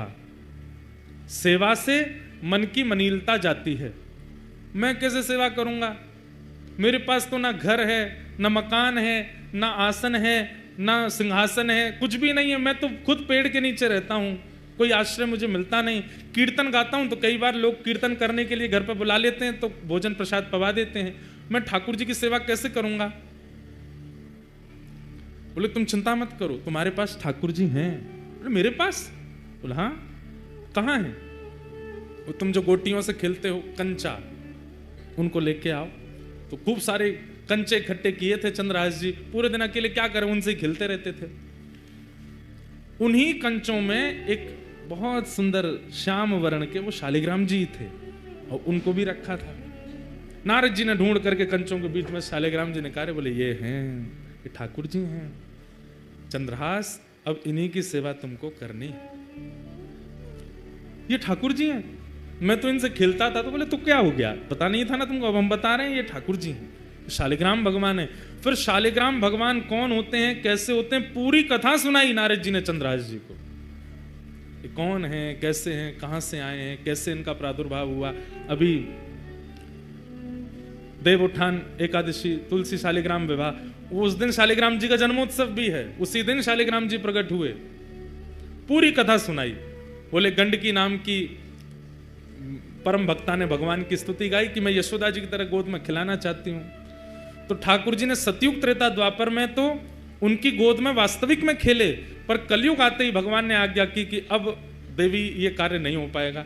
गंडकी रोने लगी तो आपकी वाणी सफल कैसे होगी नाथ। तब ठाकुर जी बोले तो एक काम करो, क्या तुम नदी बन जाओ और हम शालिग्राम बन करके तुम्हारे भीतर विराजेंगे, तुम्हारी गोद में खेलते रहेंगे। और वही गंडकी नदी बन गई, शालिग्राम जी उसमें विराजते हैं। ये पूरी कथा नारद जी ने चंद्रहास जी को सुनाई। चंद्रहास जी ने शालिग्राम जी की महिमा जान करके बड़े प्रसन्न हो गए और कहा, पर गुरुदेव मैं सेवा करूं कैसे, ना मुझ पर चंदन है, ना रोली है, कुछ भी तो नहीं है, ना इत्र है, ना कोई माला है, क्या कैसे करूंगा। तब नारद जी ने कहा, बोले सबसे सरल सेवा है इनकी। बोले क्या, दिखा के खाओ, धो के पी लो। जो भी खाना है इनको दिखा के खाना है, और जो भी पीना है इनको उसमें धो करके ही पीना। उस समय चाय आदि तो कुछ होती नहीं थी, दूध था और पानी था। और जब दूध पियो तो इनको धो दो, जो बचे उसको पी लो, जब जल पियो तब भी इनको धो दो, पी लो, और जो भी पाओ इनको दिखा के खाओ। अब सुनिएगा कितने सरल हैं चंद्रहास जी। चंद्रहास जी बोले मुझ पे तो जेब भी नहीं है, मैं इनको कहां लिए घूमूं। नारद जी बोले अब तुम देख लो, अब हमने तुमको सेवा बता दी है, तुमको जैसे रुचि लगे, तुम्हारे पास जब भी गोटी बन के खिल सकते हैं तो जैसे तुम रखोगे वैसे रह भी लेंगे। सोई चंद्रहास जी ने शालिग्राम जी मुंह में धर लिए। बोले गुरु जी ये बढ़िया है। बोले क्या, जो भी खाऊंगा इनको दिख करके ही पेट में जाएगा, जो भी पीऊंगा धुल करके ही पेट में जाएगा। आप लोग ऐसा मत करना, कहीं आप ऐसे करो। जैसे ही मुंह में शालिग्राम जी रखे, नारद जी के नेत्र सजल हो गए।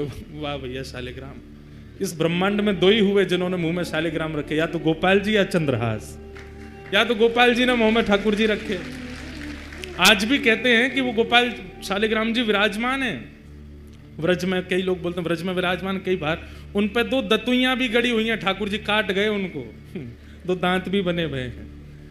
नारद जी ने हृदय से लगा लिया, वारे चंद्रहास तेरी भक्ति बहुत सुंदर। छोटे से शालिग्राम जी को अपने मुंह में रखते हैं चंद्रहास जी। जो भी खाते हैं उस खाई हुई वस्तु को शालिग्राम जी देख लेते हैं, पा लेते हैं।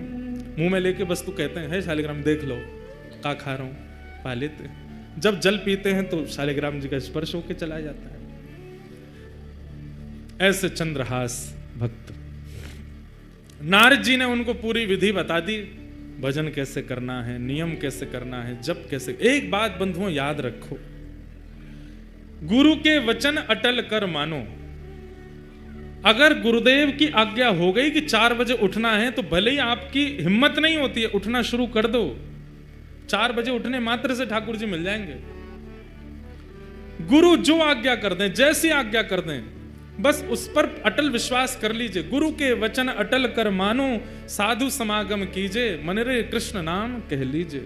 जब गुरु के वचनों के प्रति हमारा अविश्वास हो जाता है ना, ठाकुर जी भी फिर दूर हो जाते हैं। गुरु के वचन अटल कर मानो, गुरु आज्ञा पर कोई संशय मत करो, संदेह मत करो। नारद जी महाराज ने समझा दिया सब, खूब प्रेम से अपने गाल में रखते, सेवा करते। फिर नारद जी ने कुछ व्यवस्था बता दी, तो फिर मुंह में एक आध दिन ही रखे, फिर नारद जी ने आगे कुछ व्यवस्था करी तो वैसे रखते थे। पर कथा प्रसंग ऐसे ही कि उन्होंने मुंह में ही धर लिए थे पहले। अब चंद्रहास जी बड़े प्रेम से सेवा में लग गए ठाकुर जी की। बंधुओं, संत कौन है? बसंत ऋतु की तरह हैं। ऋतुओं में सर्वश्रेष्ठ बसंत ऋतु होती है, पूरे पृथ्वी को हरा भरा कर देती है। परंतु बसंत ऋतु से पहले पतझड़ जरूर आती है। इसका मतलब क्या है? संत जीवन में आपके प्रसन्न अवस्था में आ जाएं, बहुत सब कुछ अनुकूल है, तब संत का आगमन हुआ, तो अभी मत समझना बसंत आई। पर सब हार गए, टूट गए, सब छूट गया, बिल्कुल विचलित स्थिति हो गई जीवन की, उसके बाद अगर संत आए तो समझो अब बसंत आई है, अब हरियाली आवेगी, कृष्ण नाम आवेगा, कृष्ण जीवन में आवेंगे, सब आनंद में हो जाएगा। इनकी कृपा से अब सब मंगल में होगा। चंद्रहास जी के जीवन में बहुत संकट आए, पर नारद जी जब से आए, ठाकुर जी जब से दे गए, तब से चंद्रहास जी बड़े प्रसन्न रहने लगे। अब आगे एक घटना घटती है। दृष्ट बुद्धि नाम का जो मंत्री था, चंद्रहास जी का चरित्र खूब बड़ा है, हमको तो ये संशय कल भी पूरा हो पाएगा कि नहीं, पर आप लोग सुनो, अधूरा रह जाएगा तो फिर से आ जाएंगे दंडी स्वामी जी के यहाँ सुनाने। पर पहली बार सुना रहे हैं, बिल्कुल नया चरित्र है, इसलिए बहुत ध्यान से सुनो, बहुत अद्भुत है। चंद्रहास जी सेवा करते हैं ठाकुर जी की, और बस प्रार्थना जैसे गोपाल भट्ट जी करते हैं कि हे नाथ, प्रहलाद के लिए खंभ से प्रकट हो गए थे आप, मेरे लिए शालिग्राम जी से प्रकट नहीं हो सकते। और तभी श्री गोपाल भट्ट जी की हृदय वेदना प्रगट्यो शालिग्राम, श्री गोपाल भट्ट जी की हृदय वेदना प्रगट्यो शालिग्राम। हे रूप सुधा को खान हमारो, रूप सुधा को खान हमारो, वृंदावन में सब ते न्यारो, वृंदावन में सब ते न्यारो, श्री राधा रमण जुलाल, वृंदावन प्यारो वृंदावन, वृंदावन प्यारो वृंदावन, हे श्री वृंदावन मेरो वृंदावन, वृंदावन मेरो वृंदावन, रूप सुधा को खान हमारो, रूप सुधा को खान हमारो, प्यारो राधा रमण जुलाल, वृंदावन मेरो वृंदावन, वृंदावन मेरो वृंदावन, हे श्री वृंदावन प्यारो वृंदावन,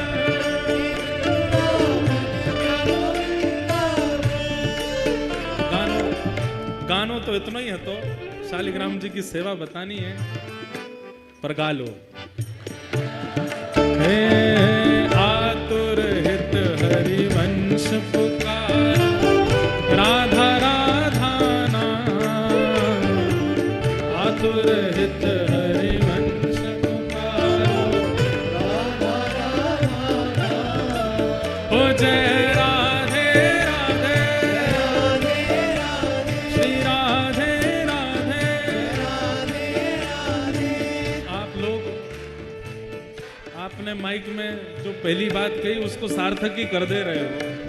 आपने कही बैठे बैठे गाओ, पर इतनों कहियों कि व्यास जी पे भारी पड़ जाओ, और भारी पड़ ही रहे हो। हमें हमारी आवाजें ही नहीं आती, पर कोई बात नहीं, आप लोग खूब मंत्र मुग्ध होके गाओ। हे जय राधे राधे, श्री राधे राधे, वृषभानु दुलारी, श्री कृष्ण प्यारी, बरसाने वाली,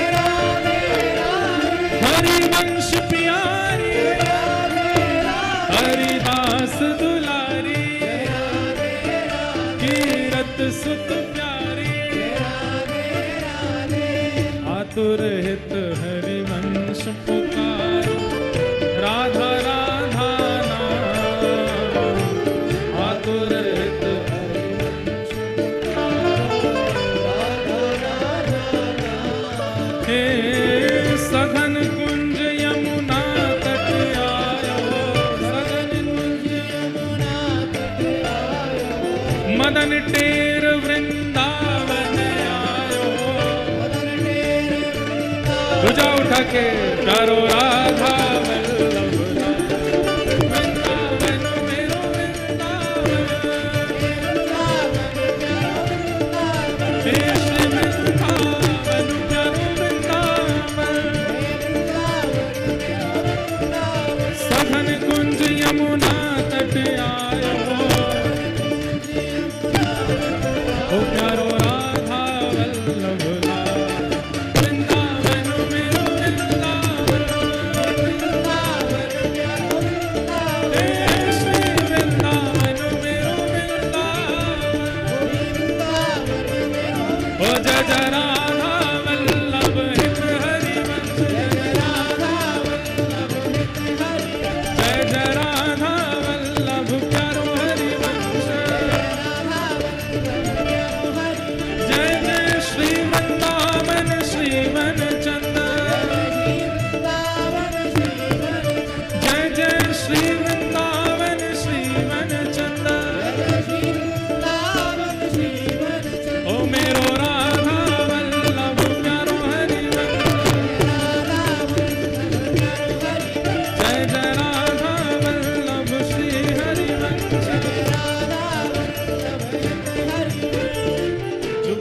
किशोर को लाड़ लड़ायो, नवल कुंज ही अमाय, जुगल किशोर को लाड़ लड़ायो।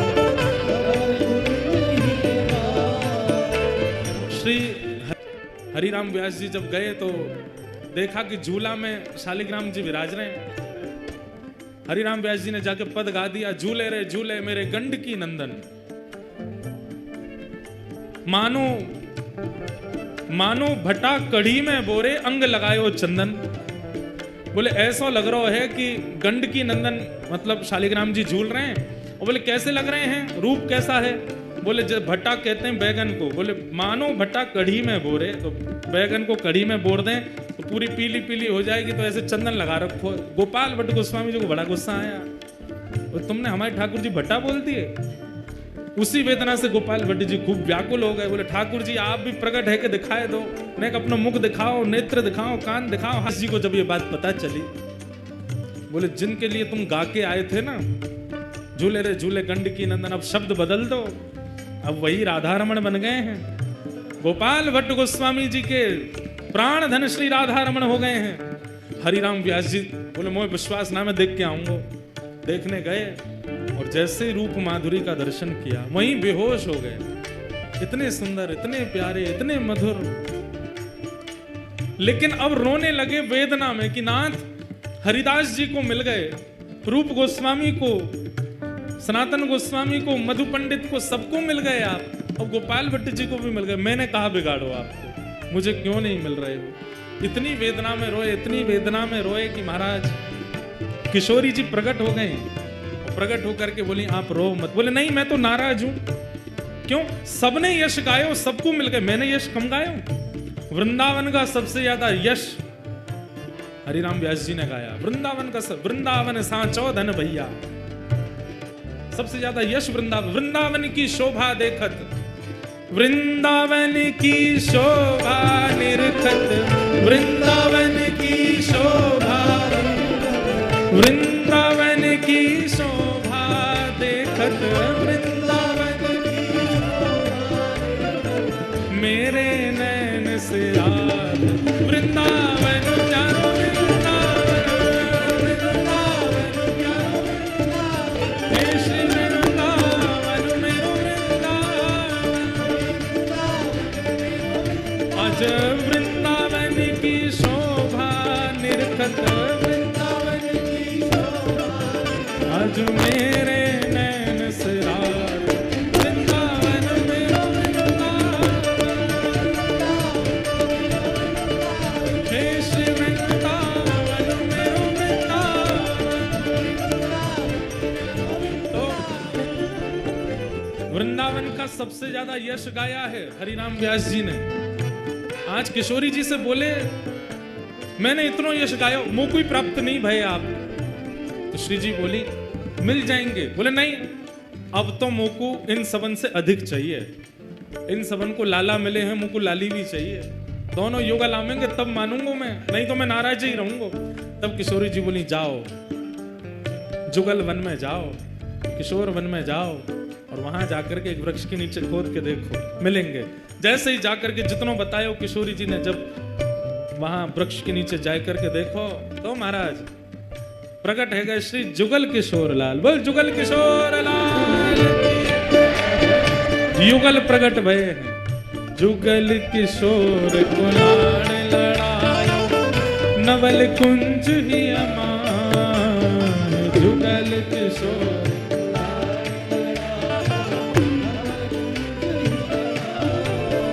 हे कुंजन कुंजन की रजधारे, कुंजन कुंजन, हे कुंजन कुंजन की रजधारे,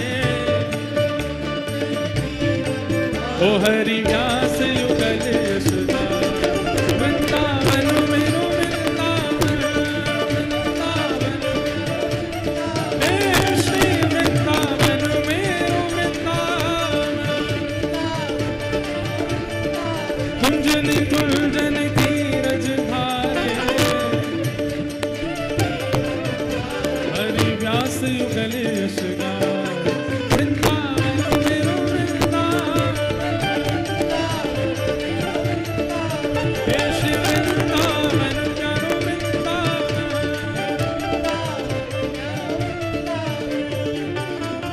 एक बात विशेष है, हम चंद्रहास जी का चरित्र सुना रहे हैं जो कि द्वापर युग का चरित्र है। बीच बीच में वृंदावन आरो है या को मतलब यहाँ बैठे वैष्णवन में वृंदावन बसो भयो है उनके चित्त में। नहीं तो ऐसो होवे ना है, प्रसंग यदि कहीं को चल रहा है तो बीच में वृंदावन की सहज स्मृति ये बार बार बन रही है। ऐसा लगे कोई बार बार बोल लो, नेक वृंदावन सुनाए दो, नेक वृंदावन को कोई भाव, नेक श्री जी को कोई यश सुनाए दो। श्री जी चित्त में विराज के बुलवाए रहे हैं, तभी वृंदावन की इतनी याद आ रही है, इतना स्मरण है रो कथा में।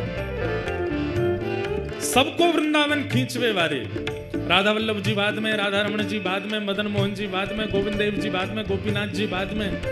सबसे पहला वृंदावन आकर्षण जिन्होंने किया है वो विशेष रूप से पंजाब के वैष्णवों का। भुवन चतुर्दश की सुंदर निधिवन करत बिहार, भुवन चतुर्दश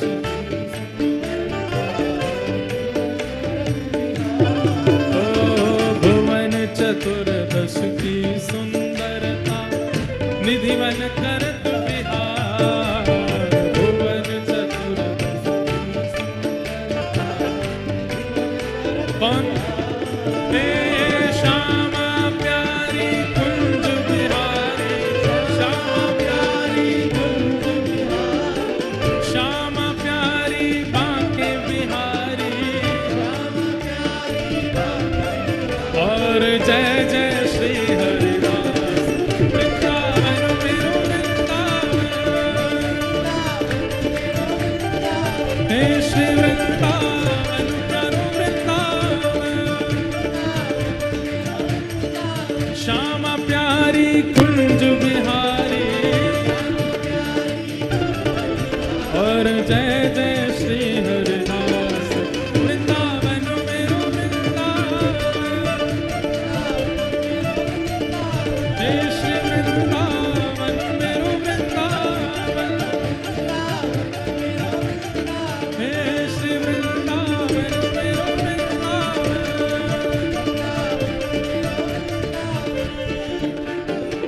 जिनकी कृपा से यह रस प्रकट वृंदावन अभिराम, जिनकी कृपा से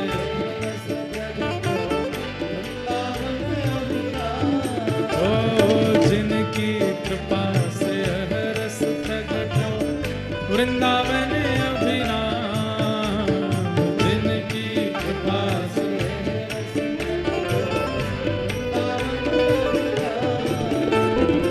सप्त निधिन को ही उजियारो,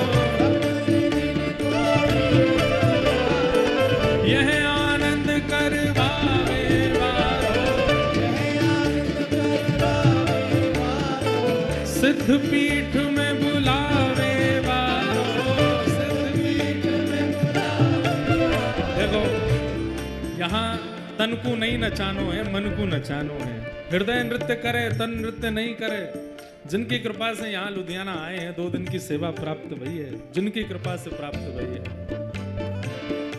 हाँ सिद्ध पीठ में बुलावे वारो, सिद्ध पीठ में बुलावे वारो, हम सबको मिलवावे वारो, हम सबको मिलवावे वारो, हे हमारो गिरधर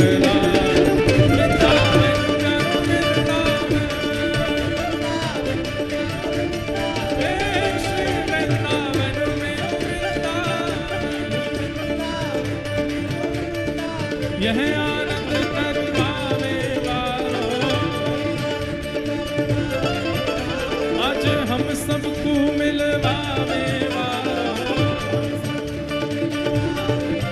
हे हमारो गिरधर लाल वृंदावन मेरो वृंदावन, हे श्री वृंदावन प्यारो वृंदावन, जय जय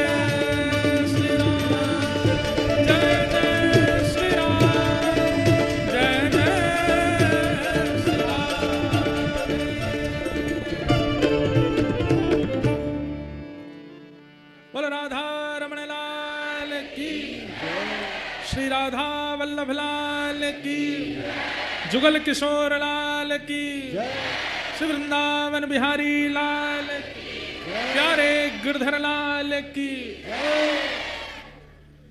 ये 4 लाल जी तो आज है गए, 3 बच्चे हैं प्रारंभ के, वो कल है जाएंगे। तो हम कहाँ निवेदन कर रहे थे कि शालिग्राम जी की सेवा कौन कर रहे हैं? चंद्रहास। और नित्य प्रार्थना करते हैं कि जैसे आप सबके लिए प्रकट भय नाथ, मेरे लिए कब प्रकट हो गए। ठाकुर जी से निवेदन करते हैं, वंदन करते हैं, प्रार्थना करते हैं। अब तो बच्चे आते हैं उनके पास खेलने के लिए, सब गोटियां रखते हैं, गोटियों का ही सिंहासन है, उसमें शालिग्राम जी विराजमान रहते हैं बीच में। बच्चे कहते हैं हमको और नहीं, यही वाली गोटी चाहिए। कहते हैं गोटी नहीं है, ये तो मेरे प्राण है, ये तो मेरे जीवन है, ये तो मेरे सर्वस्व हैं। बच्चे उपहास करते हैं, गांव के लोग उपहास करते हैं, बोले गोटी को भगवान मान करके पूछता है, गोटी को भगवान मान करके घर घर जाते हैं, प्रार्थना करते हैं, मोए रोटी नहीं चाहिए, मैं आपको वापस कर जाऊंगा, मेरे ठाकुर जी विराजमान, उनको भोग लगा दूं। जाते हैं, भोग लेते हैं, अपने ठाकुर जी को अर्पित करते हैं, अर्पित करने के बाद फिर वापस उसी घर में जाते हैं, भोग लग गया ठाकुर जी का, अब आप पालो। तो दया करके घर के लोग कहते हैं नहीं कोई बात नहीं चंद्रहास तुम ही पालो। चंद्रहास जी बड़े सुंदर थे, कई बार गांव के लोग उनके रूप माधुरी को देख करके बोलते थे कितना अभागा है, इसका भाग्य कैसा है कि इसकी माँ इसको लेके आई चल बसी, आज इसका कोई भी नहीं है, पर इसका रूप देखो कितना सुंदर है, इसके रूप माधुरी आदि सब कितनी मनमोहक है। धीरे धीरे चंद्रहास थोड़े बड़े होने लगे, ऐसी स्थिति में ही रहते थे। तो दृष्ट बुद्धि जो मंत्री था उस नगर का, उसकी एक बेटी थी और एक बेटा था। बेटी का नाम था विषया, क्या नाम था? विषया। और बेटे का नाम था माधव। एक बार गालव ऋषि, जिनकी वजह से ग्वालियर नाम पड़ा इस स्थान का, उन गालव ऋषि का आगमन उस नगर में हुआ, कुंतलपुर में। सब लोग सावधानी से सुनो, इधर देखो। गालव ऋषि का आगमन हुआ तो मंत्री जी ने उनका खूब स्वागत सत्कार आदि किया, और सत्कार करने के बाद कहा भगवान पुत्र की मुझे चिंता नहीं है, पुत्र तो मेरा माधव बन जाएगा कुछ ना कुछ, पर मेरी बेटी बहुत सुंदर है, बहुत गुणवान है, इतने अच्छे अच्छे गुण किसी पुत्री को प्राप्त नहीं होते जैसे मेरी पुत्री में। आप कृपा करके इसकी जन्म कुंडली या इसकी हस्तरेखा देख करके बताओ इसका भविष्य कैसा होगा। और मुझे सबसे बड़ी चिंता तो है, मैं बोल नहीं पा रहा हूं, पर इसका पति कौन होगा, किससे इसका ब्याह होगा। गालव ऋषि बोले लाओ दिखाओ। जैसे ही विषया का हाथ देखा, हाथ देख करके उसकी पूरी कुंडली आदि सब बना करके गालव ऋषि बोले दृष्टबुद्धि तुम्हारी पुत्री को परम सुंदर पति प्राप्त होगा, बहुत सुंदर, उसको देख करके सब न्योछावर हो जाएंगे, इतना सुंदर स्वरूप उसका होगा, ठाकुर जी जैसा स्वरूप होगा। सुन करके पूरा नगर प्रसन्न हो गया, सब घर के लोग प्रसन्न हो गए, आनंदित हो गए, वाह सुंदर वर मिलेगा। कन्या वर्यते रूपम, शास्त्र आज्ञा करते हैं। वो बात अलग है कि धन के कारण ब्याह करना पड़ता है, संपत्ति के कारण ब्याह करना पड़ता है, परिवार के प्रेशर में ब्याह करना पड़ता है, लेकिन अगर स्त्री से पूछो तो कन्या वर्यते रूपम, उसको रूप ही चाहिए, पतिदेव जो है हमारे सुंदर हो। जो भाई लोग थोड़े सुंदर नहीं है वो उदास नहीं हो जाना, मायूस नहीं होना।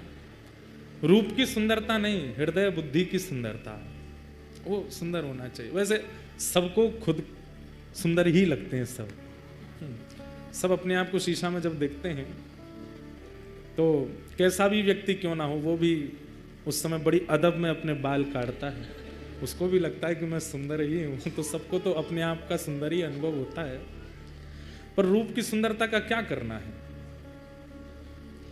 वो रूप नहीं है। जिस रूप से ठाकुर जी की अवलोकन ना होते हो, दृष्टि ना देखती हो, वो कान नहीं है जो ठाकुर जी की कथा ना सुनते हो, वो हाथ नहीं जो सेवा ना करते हो। सबसे बड़ी बात है कि माताओं को सोचना चाहिए पति कैसा हो, भगवत भक्त हो। पतियों को भी ये सोचना चाहिए हमारी होने वाली धर्म पत्नी भक्त हो। और कोई गुण नहीं होगा चलेगा, सबकी कटौती चल जाएगी, पर भक्ति हो। हम सिद्धपीठ जाते हैं तो वो भी सिद्धपीठ जावे, हम सत्संग करते हैं तो वो भी सत्संग करे। ऐसी बुद्धि वाली कन्या भाग्य से मिलती है, ऐसे बुद्धि वाले पति भी भाग्य से मिलते हैं। सौभाग्यशाली हैं जो दोनों दंपति यहाँ बैठ के कथा सुन रहे हैं, सौभाग्यशाली, क्योंकि दोनों कथा में बैठे। तो धृष्ट बुद्धि गालव ऋषि से कह रहे हैं मेरी पुत्री की कुंडली देख के बताओ कैसा वर मिलेगा। तो बोले बहुत सुंदर होगा, रूप बहुत सुंदर होगा उसका। अच्छा, गुण इतना सरल, इतना सहज, इतना योग्य, इतना विशेष, इतना अद्भुत कि कोई भी उसके पास बैठेगा, उससे वार्ता अगर कर लेगा तो उसमें एक वशीकरण जैसा होगा, उसी का हो जाएगा, उसके भाव में मोहित हो जाएगा, ऐसा पति होगा। कार्य आदि क्या करेगा? बोले कार्य, बोले एक दिन वो बालक कुंतलपुर का राजा बनेगा। ये सुनकर के तो दृष्ट बुद्धि नाचने लगा, वाह वाह वाह, मैं मंत्री हूं, मेरी कन्या राजा को ब्याहेगी। ब्याह के बाद राजा बनेगा, ब्याह से पहले नहीं। बोले कभी बन तो जाएगा ना राजा? बोले हाँ राजा बनेगा, राजा से ही ब्याह होगा। बोले अच्छा, और बताइए। गुण बताते गए। बोले गालव ऋषि बोले सब गुण ही गुण हो ऐसा नहीं होता, कुछ अवगुण भी होते हैं। बोले अवगुण बताओ। बोले अवगुण ये, तुमसे उसका मेल नहीं खाएगा, तुम्हारी बेटी से बढ़िया चलेगी उसकी, पर तुम्हारी और तुम्हारे जमाई की बिल्कुल नहीं बनेगी। ये सुन करके अब वो दृष्ट बुद्धि सोचने लगा ये कैसे हो सकता है, मैं मंत्री हूं इस राज्य का, यहां का भावी राजा, उससे मेरी नहीं बनेगी। बोले हाँ तुम्हारी नहीं बनेगी, और जब तुम्हारी बेटी का ब्याह होगा तो तुम सबसे बड़ी बीच में रुकावट बनोगे। जब गुणों को सुनता है और अब जब अवगुणों को सुनना है तो मेल ही नहीं हो रहा है। बोले जो गुण आपने बताए उसमें मैं रुकावट कैसे बन सकता हूं? सुंदर है, गुणवान है, वशीकरण उसके अंदर होगा, और आप बोल रहे हैं उसमें भक्ति भी होगी। बोले भक्ति की चरम स्थिति, सामान्य नहीं, चरम भक्त होगा भगवान का। बोले ठीक है भक्ति चरम होगी, लेकिन राजा भी तो बनेगा वो कालांतर में, सब होगा, तो फिर मैं बीच में कैसे आ सकता हूं?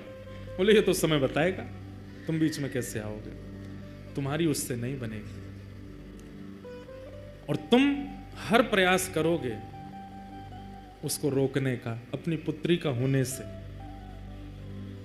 बेटी तो वहीं बैठी बैठी पिता को देखने लगी, पिताजी आप ऐसा मेरे साथ नहीं करोगे ना? बोले बेटी मैं क्यों करूंगा, अब ये बता रहे हैं वो तो सुनना पड़ेगा। ठीक है, सब बातें बताई। सब बातें बताने के बाद गालव ऋषि ने प्रसाद आदि पाया। बोले चिंता मत करो, बहुत अच्छा भविष्य होगा तुम्हारी बेटिया का, तुम बिल्कुल निश्चिंत रहना। ठीक है, थोड़ी चिंता में तो आ गया दृष्ट बुद्धि। जैसे गालव ऋषि जाने लगे तो सब लोग जाते हैं बाहर तक छोड़ने के लिए। उसी समय बाहर नगर के बालक, जिनके परिवार इतने बड़े नहीं है, छोटे छोटे घरों के बालक, वो सब खेल रहे थे चंद्रहास जी के साथ में। गालव ऋषि जैसे ही बाहर निकले, उनकी तो दृष्टि ऐसी थी, वो जिसका मुख देख लें उसका भविष्य पता चल जाता था। चंद्रहास जी जैसे ही बाहर आए, बाहर आते ही उनकी दृष्टि ऐसे घुमाई नगर के ऊपर, वहां वो बालक खेल रहे थे, बीच में चंद्रहास जी का तो आकर्षण था ही रूप में। चंद्रहास जी को जैसे देखा, ओहो कुंतलपुर का भविष्य तो मेरे सामने खड़ा है। दृष्ट बुद्धि आया, कौन भविष्य मतलब? हे भगवान आप क्या कह रहे हैं? बोले वो बालक कौन है? वो बालकों के साथ जो खेल रहा है, जिसका स्वरूप बुद्धि इतनी सुंदर नहीं है, इतनी सुंदर है पर वस्त्रादि इतने शोभायमान नहीं, वो कौन है? दृष्ट बुद्धि बोला पता नहीं कौन है। अब ये 3 वर्ष के थे जब दृष्ट बुद्धि ने घर से निकाल दिया इनकी मां के मरने के बाद।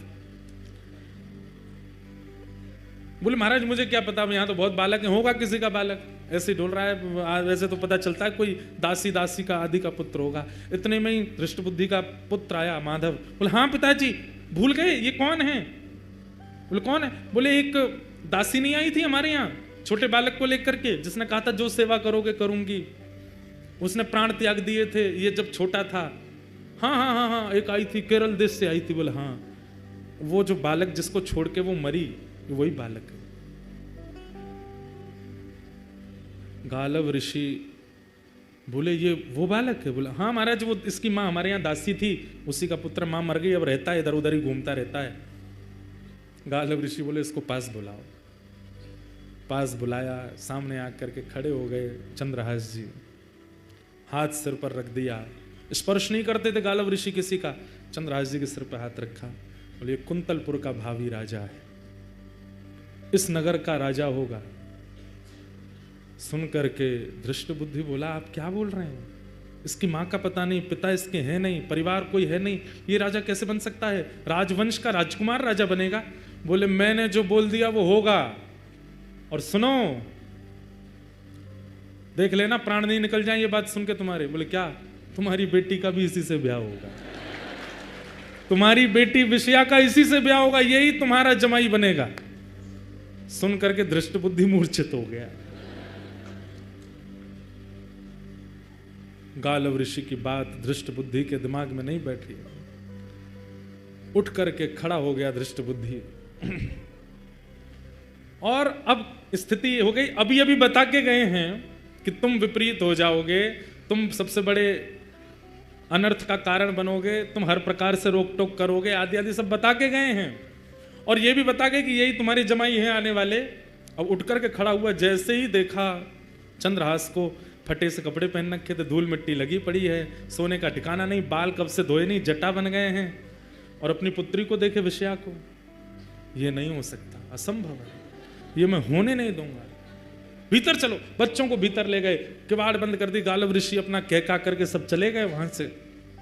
अंदर आते ही विपरीत प्रवचन करने लगा। बोले ऋषि जनों की कोई बुद्धि तो होती नहीं है, सठिया गए हैं, ऐसे कुछ भी बोलते हैं, और ऐसा कोई भाव नहीं है। और बेटिया तू चिंता मत करना, एक श्रेष्ठ राजकुल का बालक आएगा, उससे तेरा ब्याह करूंगा मैं। विषया बोली पिताजी, महाराज जी बोल के गए थे कि आप होने नहीं दोगे ब्याह, आप वही कर रहे हो। अरे उससे ब्याह कराऊंगा मैं तेरा, देखे उसके वस्त्र देखे, उसके कुल का कोई पता नहीं, आदि आदि सब बोलने लगे। बोले संतों की बात ज्यादा नहीं सुनते, और ये सब आपने ही सिखाया था पिताजी, घर में ऋषियां में तो उनके चरण धोना, उनको प्रणाम करना, माला पहनाना, सब करना। आज से सब बंद, कोई संत नहीं आएंगे, कोई ऋषि नहीं आएंगे, किसी की बात माननी नहीं, किसी को हाथ नहीं दिखाना, किसी को कुंडली नहीं दिखानी, और इसका तो मैं देखता हूं क्या करना है। और उसी समय से धृष्ट बुद्धि लग गए किसके पीछे? चंद्रहास जी के पीछे। एक प्रकार से चंद्रहास जी की जो कथा है वह भक्त चरित्र भी है और एक विशुद्ध प्रेम कथा भी है। अद्भुत कथा है, नारद जी सुना रहे हैं, अर्जुन और ठाकुर जी बैठ करके श्रवण कर रहे हैं। बंधुओं, जो अपनों पुरुषार्थ माने, जो अपनों।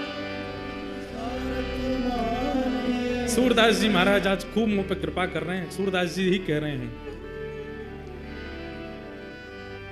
होनी टारी नाहि टरे, होनी टारी नाहि, होनी टारी नाहि टरे, होनी टारी।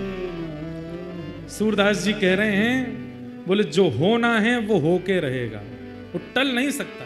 चाहे कोई कितना भी प्रयास करे, चाहे कोई कितना भी यत्न कर ले, जो ठाकुर जी ने मन में विचार कर लिया है वो होके ही रहेगा। अब यहां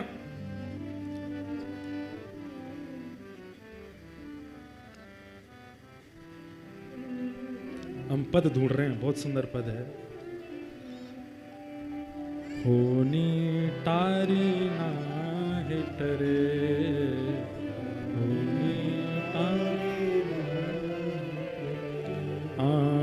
होनी टारी नाहि टरे, होनी। जो अपनों पुरुषार्थ माने, जो अपनों जो अपनों पुरुषार्थ माने,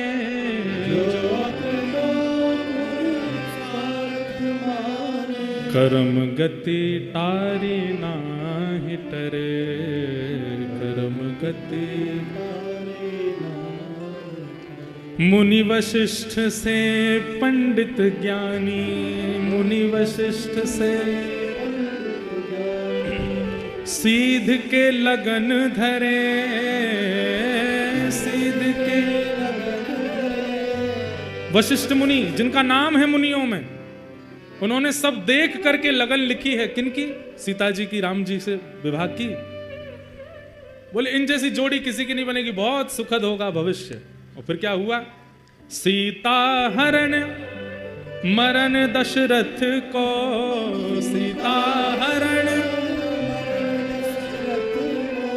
वन में विपत्ति पड़े, हाँ वन में होनी टारी नाहि टरे, हे कर्म गति टारी नाहि टरे, कर्म गति कह वह फंद कहाँ वह पारधी, कहाँ वह फंद कहाँ वह मिरग चरे, कहाँ वह कोटि गया नित पुण्य करत नृग, कोटि गया पुण्य करत गिरगिट जोन परे, गिरगिट जोन कर्म गति टारे नाहि टरे, कर्म गति। अब कई जगह भाव है कि सूरदास जी का भी पद है, कबीरदास जी का भी भाव है। कहत कबीर सुनो भई साधो,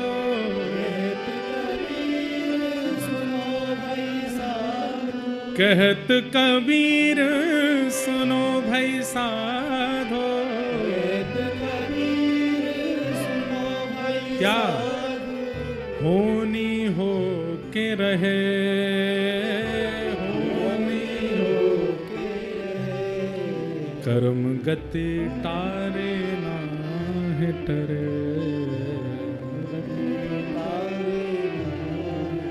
जो होना है वो होके रहेगा, चाहे कितने भी प्रयास कोई कर ले।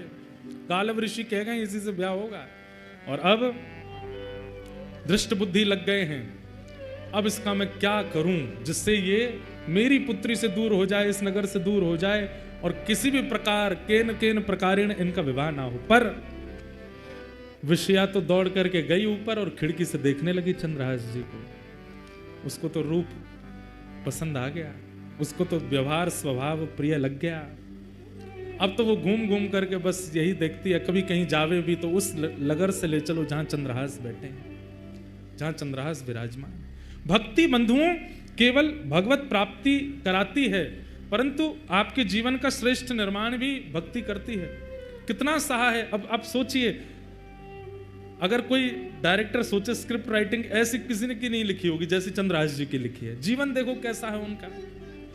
अब आगे उनका विषया से ब्याह होगा और वे कुंतलपुर के राजा बनेंगे, और कितने विक्षेप और कितने बीच में षड्यंत्र रचाए जाएंगे उनको मारने के, पर हर स्थिति में ठाकुर जी उनकी रक्षा करेंगे और फिर अंत में उनको भगवत दर्शन होगा। कैसे भगवान उनको प्राप्त होंगे, ये सब लीला कथा कल के सत्र में हम लोग सुनेंगे।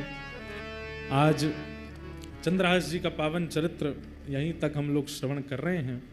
बंधुओं, समय कथा का 5:30 बजे से है, कल भी 5:30 बजे से ही प्रारंभ होगी और 8:30 बजे तक रहेगा। आज विलंब हुआ इसलिए विलंब तक थोड़ा चला। यहाँ पर समय की मर्यादा और सबकी कथा श्रवण की भी एक सुंदर मर्यादा है। उस मर्यादा का आप लोग पालन कीजिए। क्यों? क्योंकि ये सिद्ध भूमि है, यहाँ पर तप किया है महाराज श्री ने, इसलिए हमारे ऊपर सौभाग्य है कि हम यहाँ आकर के कथा श्रवण कर रहे हैं। आप सब लोग उसका पूर्ण ध्यान रखेंगे। और भैया दूसरी बात, कल कथा यहाँ विश्राम नहीं होगी। प्रसंग तो रोज चलेंगे, परसों भी यहाँ क्रम है, उसके अगले दिन भी क्रम है। हमारी सेवा कल तक है। बहुत जल्दी लुधियाना में फिर 7 दिवसीय कथा भी करने आ रहे हैं। उसके लिए भी आप सब लोग 2027 में कथा है लुधियाना में, तभी आवेंगे। पर तब भी प्रयास करेंगे, और प्रयास नहीं करना है, करेंगे ही कि सिद्ध पीठ में भी शाम को अगर कथा वहाँ होगी तो सुबह के सत्र में थोड़ा यहाँ प्रवचन कर देंगे, ताकि महाराज श्री को कुछ श्रवण करा सकें। मधुर कथा यहाँ पर चल रही है। आप सब लोग बड़े प्रेम और भाव से आ रहे हैं। आप सबको बहुत बहुत प्रणाम। सबको जय श्री कृष्ण, जय सिया राम, जय श्रीमन नारायण, जय जय श्री राधे। पूछरी के लौटा की एक पद गा लो, उसके बाद सब लोग यहाँ से प्रस्थान कीजिएगा। हे भजो मुकुंद माधव मुरारी, भजो भजो मुकुंद माधव मुरारी।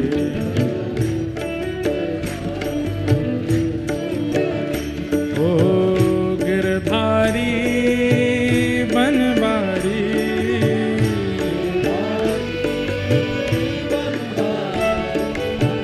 गिरधारी प्यारो बनवारी,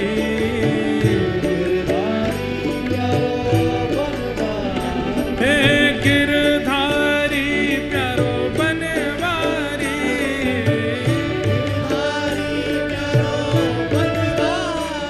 आप सब लोग खड़े क्यों है गए? बैठ जाओ, विराज जाओ। हे गिरधारी प्यारो बनवारी,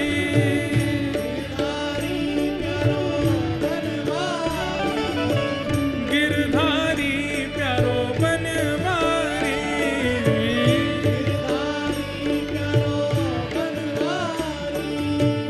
गिरधारी प्यारो बनवारी।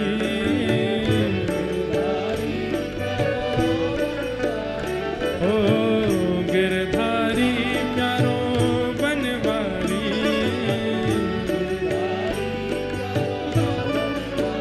हे भजो भजो, हे भजो मुकुंद माधव मुरारी,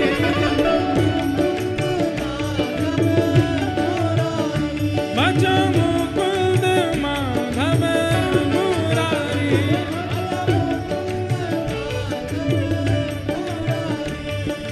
मुकुंद माधव मुरारी,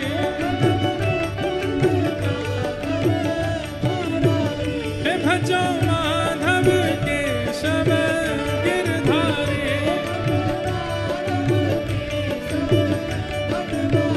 हे भजो मुकुंद माधव मुरारी।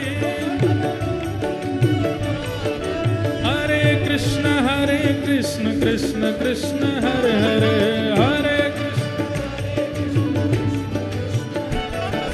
हरे राम तो पहले ये तो समझिए कि भक्ति आखिर है क्या। भक्ति है प्रेम। प्रेम की पराकाष्ठा ही भक्ति है, और भक्ति की पराकाष्ठा ही प्रेम है। प्रेम क्या है? प्रेम कोई सौदा नहीं है, कि प्रेम कोई सौदा नहीं है कि तौल कर दिया जाए। ये तो आत्मा का संगीत है जो मौन में सुनाया जाए। इसमें ना तो लाभ है और ना हानि का कोई प्रश्न। प्रेम में ना तो लाभ है और ना हानि का कोई प्रश्न है। प्रेम तो बस समर्पण है। प्रेम तो बस समर्पण है कि जहां मैं मिट जाए और तू रह जाए। जीवन की मांग क्या है? क्या जीवन भर खोजते हैं? क्या ढूंढते हैं? जीवन की मांग है प्रेम। जीवन में परेशानियां, दुख, दर्द, असंतुष्टता, ये सब आता भी प्रेम से ही है। जहां प्रेम होता है वहीं ये सारी समस्याएं भी होती हैं। प्रेम यदि व्यक्ति से हो जाए तो वो मोह बन जाता है। प्रेम यदि वस्तु से हो जाए तो वो लोभ बन जाता है। प्रेम यदि स्थिति से हो जाए तो वो मद बन जाता है, अहंकार बन जाता है। प्रेम ममता अपनेपन से अधिक हो जाए तो वो ईर्ष्या बन जाती है, जलन बन जाती है। प्रेम अभीष्ट है, फिर भी इसके साथ होने वाले अनिष्ट किसी को भी पसंद नहीं आते। जीवन की तलाश क्या है? जीवन की तलाश है प्रेम। जीवन भर हम प्रेम को खोजते हैं। बचपन में हम प्रेम को खेल में खोजते हैं, खिलौनों में खोजते हैं, दोस्तों में खोजते हैं। जवानी आई तो उसी प्रेम को हम अपने प्रेमी में खोजते हैं, रिश्तेदारों में खोजते हैं। बुढ़ापा आया तो उसी प्रेम को हम अपने बच्चों में खोजते हैं। लेकिन आखिरकार होता क्या है? खाली हाथ में कुछ नहीं लगता। फिर भी हम जीवन भर उसी प्रेम की तलाश करते रहते हैं कि हमें जीवन में कोई ऐसा प्रेम मिल जाए, कोई ऐसा प्रेमी मिल जाए कि जिसके आने से हमारे जीवन की सारी चिंताएं, दुख दर्द दूर हो जाए। जहां मैं ना रहूं और तू ना रहे, सब कुछ एक हो जाए। मैं तुझ में शून्य हो जाऊं, तू मुझ में शून्य हो जाए। यही प्रेम है। प्रेम जब आपके जीवन में आ जाता है ना, आपको एक तृप्ति की अनुभूति होती है, तृप्ति मिलती है, आनंद का अनुभव होता है। प्रेम आ जाने से आप परिपूर्ण हो जाते हैं।